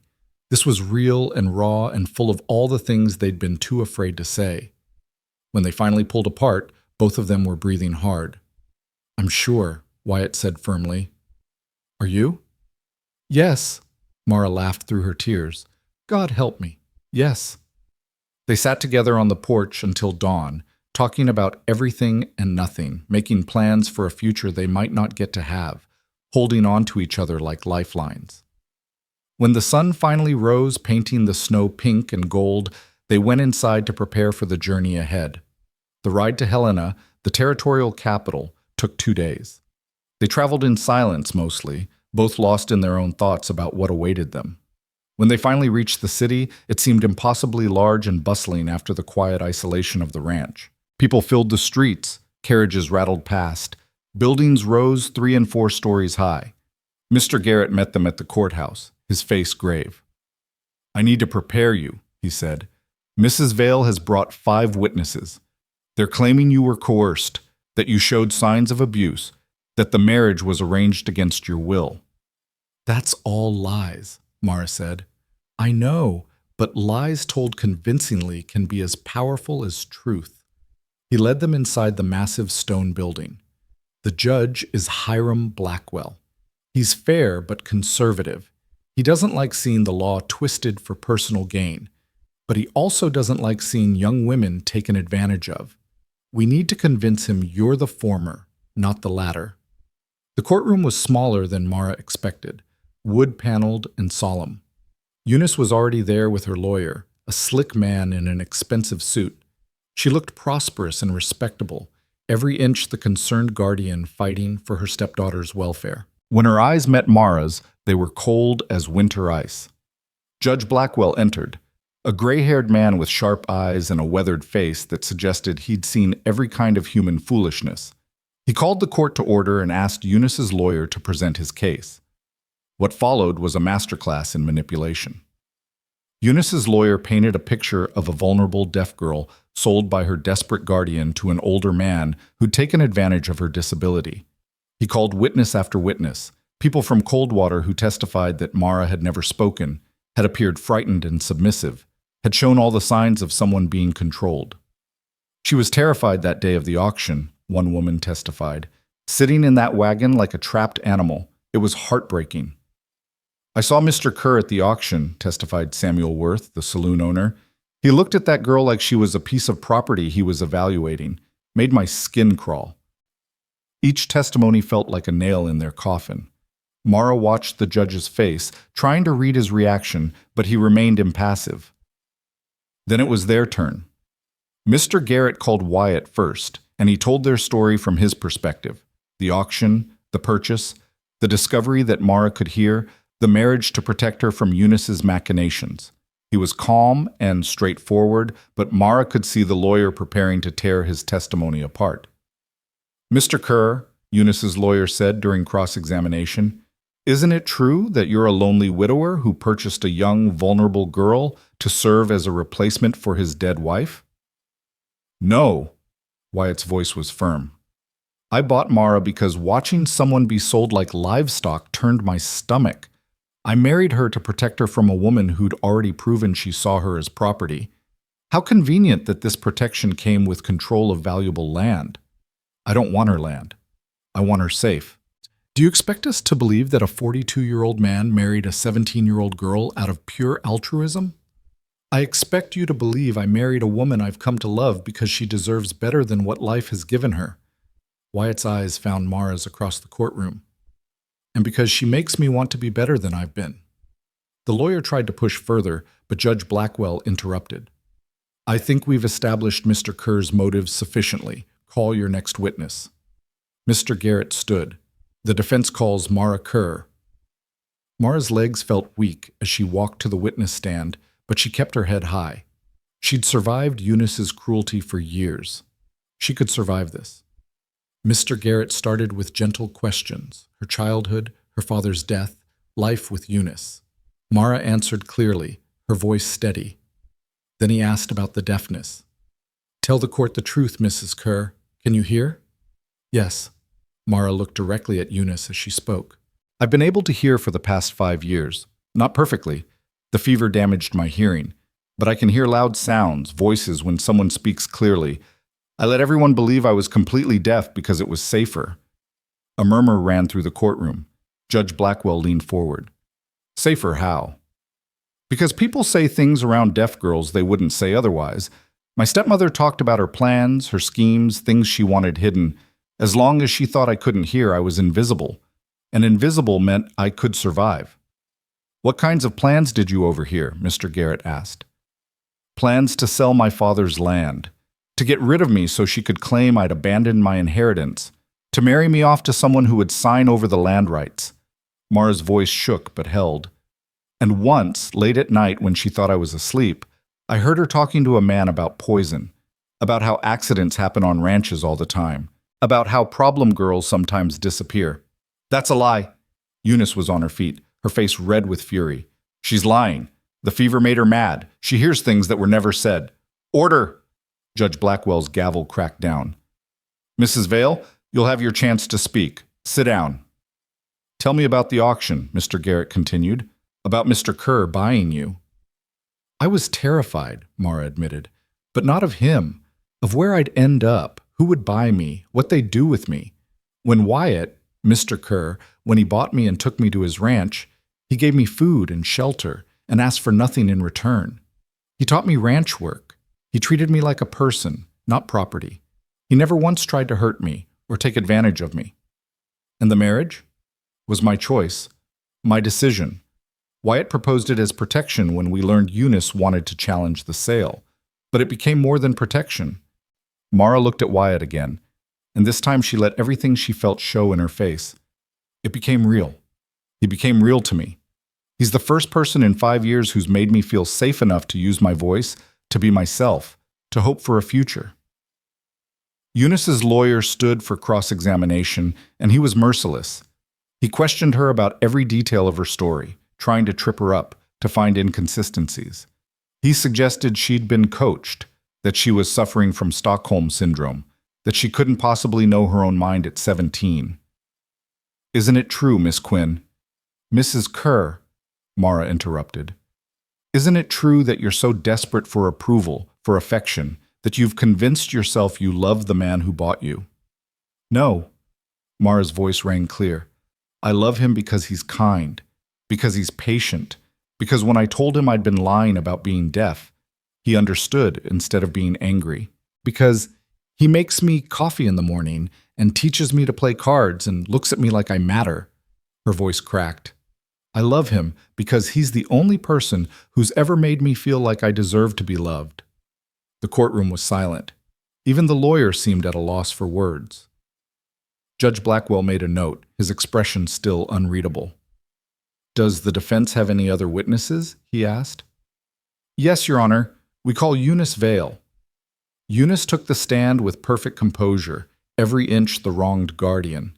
She testified that she'd only sold Mara because she couldn't afford to care for her anymore, that the auction had broken her heart, that discovering Mara had been married to an older man had devastated her.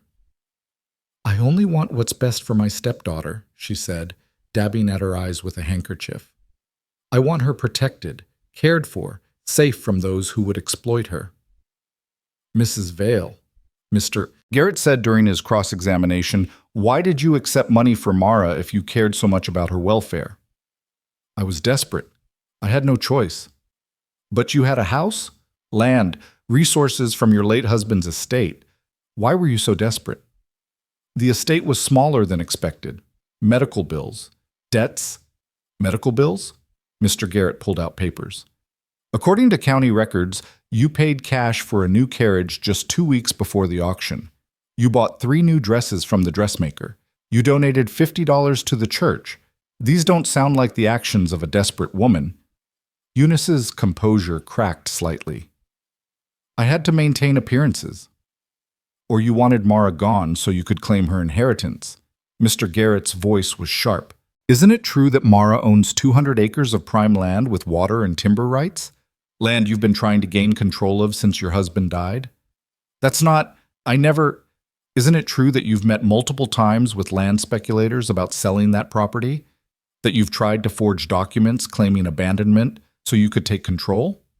I object. Eunice's lawyer was on his feet. These are unsubstantiated allegations. They're documented meetings, Your Honor, Mr. Garrett said, producing more papers. 3 different witnesses place Mrs. Vale in discussions about the land. She can't sell it legally while Mara is alive and competent. But if Mara were declared incompetent, or if her marriage were declared invalid, and she were returned to Mrs. Vale's guardianship, then she could do whatever she wanted with it, Judge Blackwell finished. He fixed Eunice with a hard stare. Is this true, Mrs. Vale? Have you been plotting to gain control of your stepdaughter's inheritance? It's complicated. Eunice's mask was slipping, desperation showing through. The girl doesn't understand what she has. She'd waste it, squander it. I was trying to protect the estate. By selling the heir? The judge's voice was cold. Mrs. Vale, I've seen a lot of things in my years on the bench, but this might be the most transparently self-serving case I've encountered. Your Honor, please. I've heard enough. Judge Blackwell stood. I'll render my decision after a brief recess. The 30 minutes of recess felt like hours. Mara sat with Wyatt and Mr. Garrett in a small waiting room, too nervous to speak. Wyatt held her hand, his thumb tracing circles on her palm, and that simple touch was the only thing keeping her grounded. When they were called back in, Judge Blackwell looked tired but resolved. I've considered all the testimony and evidence presented, he began. This is a complex case involving questions of guardianship, consent, and the rights of women under territorial law. However, certain facts are clear. Mrs. Eunice Vale sold her stepdaughter for money, demonstrating that she viewed Mara Quinn as property rather than a person under her care. Whether or not this sale was legal is irrelevant to the larger issue. Mrs. Vale has proven herself an unfit guardian. Eunice made a sound of protest, but the judge silenced her with a look. Furthermore, I find the testimony of Mara Kerr to be credible and compelling. Her account of pretending to be deaf for self-preservation shows remarkable intelligence and survival instinct. Her decision to marry Mr. Kerr, whether initially motivated by protection or not, appears to have been made freely and with full understanding of her actions. She is 17 years old, legally old enough to marry without guardian consent in this territory. Judge Blackwell shuffled his papers. As for the allegations of coercion and abuse, I find no evidence to support them. Mr. Kerr's testimony was straightforward and honest. The marriage certificate is valid and properly filed. And most tellingly, Mrs. Kerr herself testified clearly and firmly that the marriage was her choice and has become genuine. Mara felt Wyatt's hand tighten on hers, felt hope beginning to bloom in her chest. Therefore, I rule as follows, the judge continued. The marriage between Wyatt Kerr and Mara Kerr is declared legal and valid. Eunice Vale's guardianship is permanently terminated. Mrs. Vale is ordered to cease all contact with Mara Kerr and is prohibited from making any further claims on Mara's inheritance. Additionally, I'm referring this case to the territorial attorney for investigation of possible fraud and attempted theft related to the land inheritance. Your Honor, please. Eunice's lawyer tried to interrupt, but Judge Blackwell wasn't finished. Furthermore, given the evidence of attempted arson and the suspicious timing of various incidents, I'm ordering the territorial marshal to investigate Mrs. Vale's possible involvement in criminal activities against the Kerrs. Mrs. Vale, if you're found to have engaged in arson, attempted murder, or conspiracy to commit either, you will face the full weight of the law. Eunice's face had gone pale. She stood, looking like she wanted to run, but 2 marshals moved to flank her. This court is adjourned. The judge's gavel came down with finality. For a moment, Mara couldn't move, couldn't breathe. Then Wyatt pulled her into his arms, and she was laughing and crying at the same time, relief flooding through her so powerfully it made her dizzy. "We won," she gasped. "Wyatt, we won." "You won," he corrected, pulling back to look at her. "You stood up there and told the truth even though you were terrified. You were so brave, Mara." "We were brave," she insisted. "Together." Mr. Garrett was beaming. "Congratulations, Mrs. Kerr. You're officially free." Free. The word echoed in Mara's mind, strange and wonderful, and almost impossible to believe. She was free of Eunice, free of fear, free to make her own choices about her life. The weight she'd been carrying for 5 years lifted, and she felt light enough to float. They stayed in Helena for 2 more days while the paperwork was finalized and the marshals took statements about the fire. Eunice was arrested on fraud charges related to her attempts to forge abandonment documents for the land. Her hired men, faced with serious charges, quickly turned on her and confessed to setting the fire on her orders. By the time Wyatt and Mara left the city, Eunice was in jail awaiting trial, and her lawyer had fled town. The ride back to the ranch felt different than the journey out. The landscape was the same, snow and pine trees and endless sky. But everything had changed. Mara wasn't running toward an uncertain future anymore. She was going home, to a place where she belonged, with a man she loved, to build a life she'd chosen. When they finally saw the ranch house in the distance, Wyatt pulled the horse to a stop. "What's wrong?" Mara asked. "Nothing's wrong." He dismounted and helped her down, then took both her hands in his.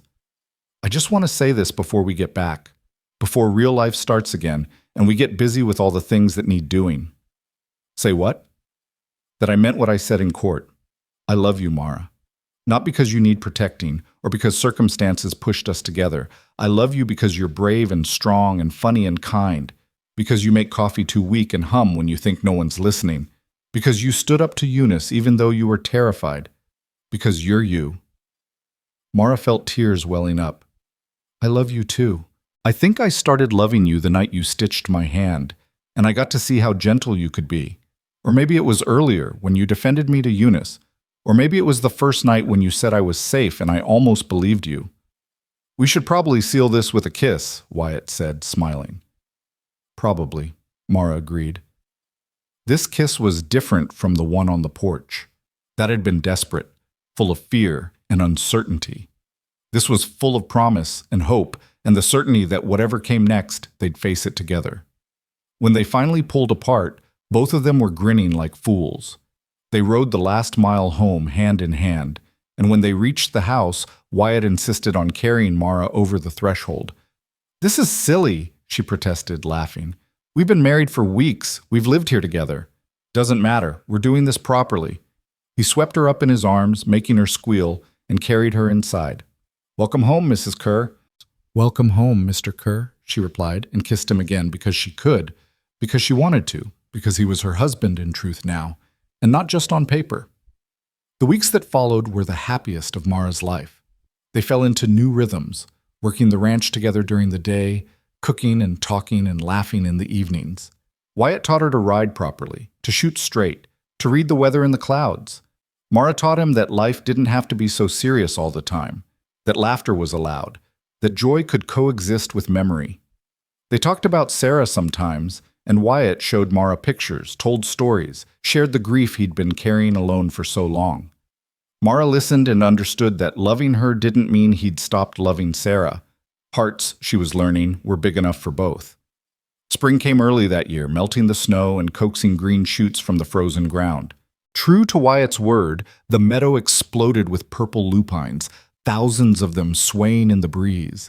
Mara stood in the middle of them one morning, turning in circles, laughing at the sheer beauty of it all. "You were right," she called to Wyatt, who was watching from the fence. "More color than I know what to do with." "Come back in summer," he called back. "Wait until you see the wildflowers then." They received word that Eunice had been sentenced to 5 years in prison for fraud, attempted arson, and conspiracy. Her hired men got 2 years each. The news should have brought satisfaction, but Mara found she mostly felt sad. Sad for what Eunice had become, for the choices that had led her to such cruelty, for the waste of it all. "She made her choices," Wyatt said when Mara confessed these feelings. "You can feel sad about it, but don't feel guilty. You didn't do this to her. She did it to herself." In May, they traveled to Mara's father's land, her land now, and walked its boundaries. It was beautiful country, rolling hills and streams and stands of timber. They talked about what to do with it, how to manage it, whether to sell it or hold it or build on it. "We could build a house here someday," Wyatt suggested. "Something bigger than the ranch house. Room for—" He stopped, looking suddenly shy. "Room for what?" Mara prompted, smiling because she knew what he was trying to say. "Room for a family. If that's something you might want. Someday." "I'd like that," Mara said softly. "A family. A real home. A future." She took his hand. All of it. With you. In June, Justice Martin came to the ranch for dinner, and over roast chicken and potatoes, he told them stories about the early days of the territory, about outlaws and heroes and ordinary people trying to build lives in impossible places. "You two remind me of the best of them," he said. "The ones who didn't let hardship break them, who found each other in the darkness and made light." "That's poetic, Justice," Wyatt said, smiling. "It's true," the old man insisted. "I've married a lot of couples in my time, some for love, some for land, some for convenience. But I've never seen two people grow into love the way you two have. You're going to make it, I think. You're going to be one of the success stories."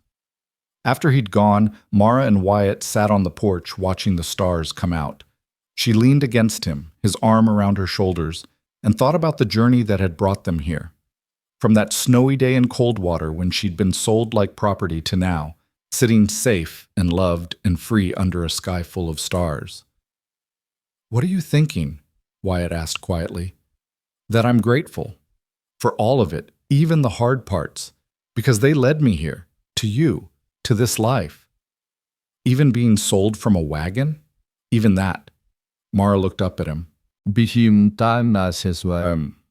Because if Eunice hadn't sold me, if you hadn't bought me, if we hadn't been pushed together by circumstances, we might never have found each other, and that would have been the real tragedy. Wyatt kissed her forehead. "You know what Sarah used to say? She said the universe has a way of putting people where they need to be, even if the path there is hard. I never believed her. Thought it was just wishful thinking, but now..." He pulled Mara closer. "Now, I think maybe she was right." They sat in comfortable silence, watching the stars wheel overhead. Somewhere in the distance, a nightbird called. Mara heard it clearly, not perfectly, but clearly enough, and smiled. She could hear, she could speak, she could laugh and love and live without fear. The girl who'd been sold that winter day didn't exist anymore. She'd been reborn into Mara Kerr, wife and partner and owner of her own destiny. The deaf girl who'd never spoken had found her voice. The frightened girl who'd trusted no one had learned to trust and love. The girl who'd been told she was worthless had discovered her own worth. And the lonely rancher who'd bought her hadn't purchased a servant or a replacement for his lost wife. He'd found a partner, a love, a reason to stop grieving and start living again. In July, they held a real wedding celebration. Small and simple, just friends from town and neighboring ranchers, but it felt important to mark the occasion properly. To stand before witnesses and say the vows again, this time with full hearts and clear understanding of what they meant. Mara wore a new dress, white with blue flowers, and carried a bouquet of lupines from their meadow.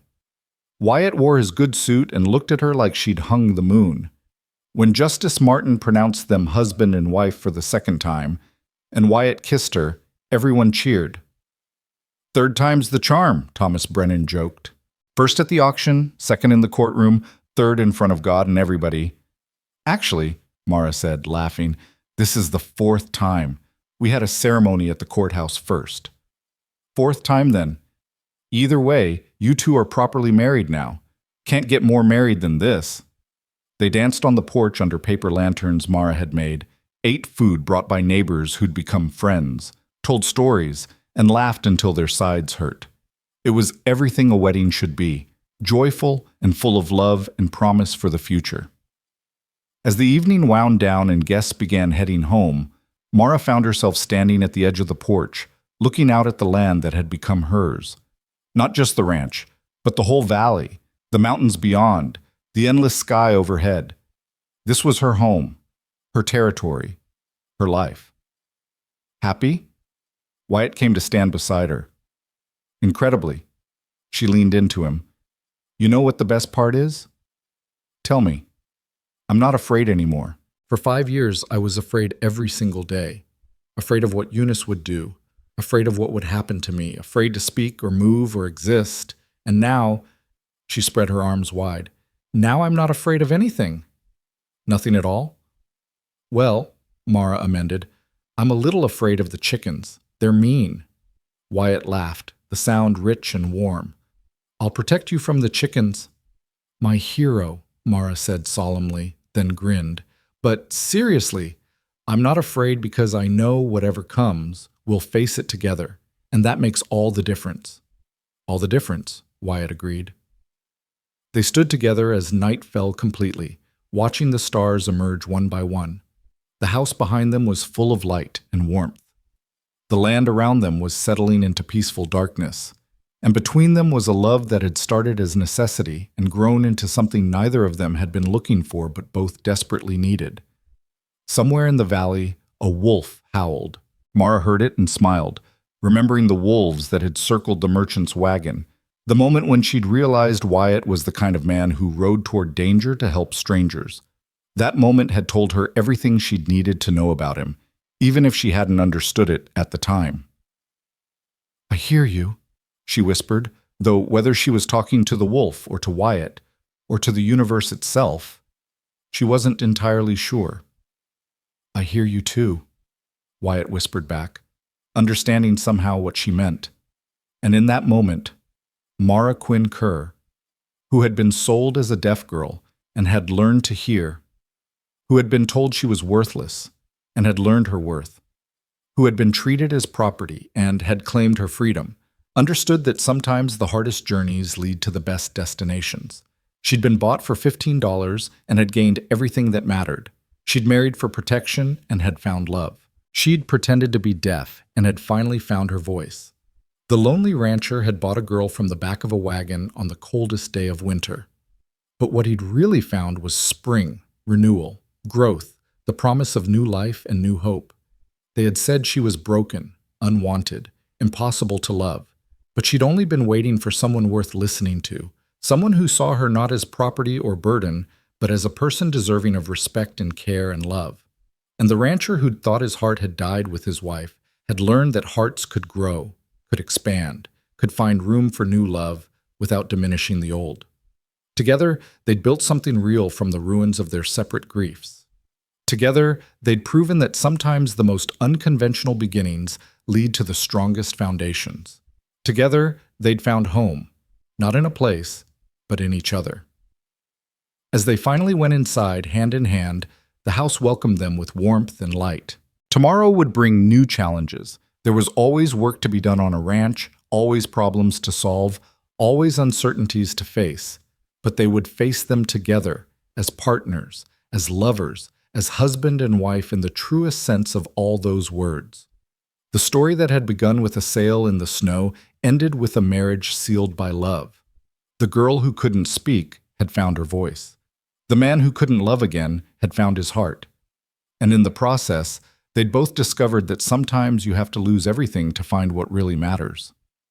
The wind whispered through the valley, carrying the scent of lupines and pine. Inside the house, Mara and Wyatt built up the fire and settled in for the night, warm and safe and together. And if you listened very carefully, you might hear something on that wind, something like laughter, like hope, like the sound of two people who'd been lost finally finding their way home. They belonged to no one but each other. They were deaf to cruelty, but heard love loud and clear. They had started as strangers brought together by desperation and necessity. But they would end as family, as partners, as two souls who'd found in each other exactly what they'd been missing all along. And that, after everything, was more than enough. It was everything.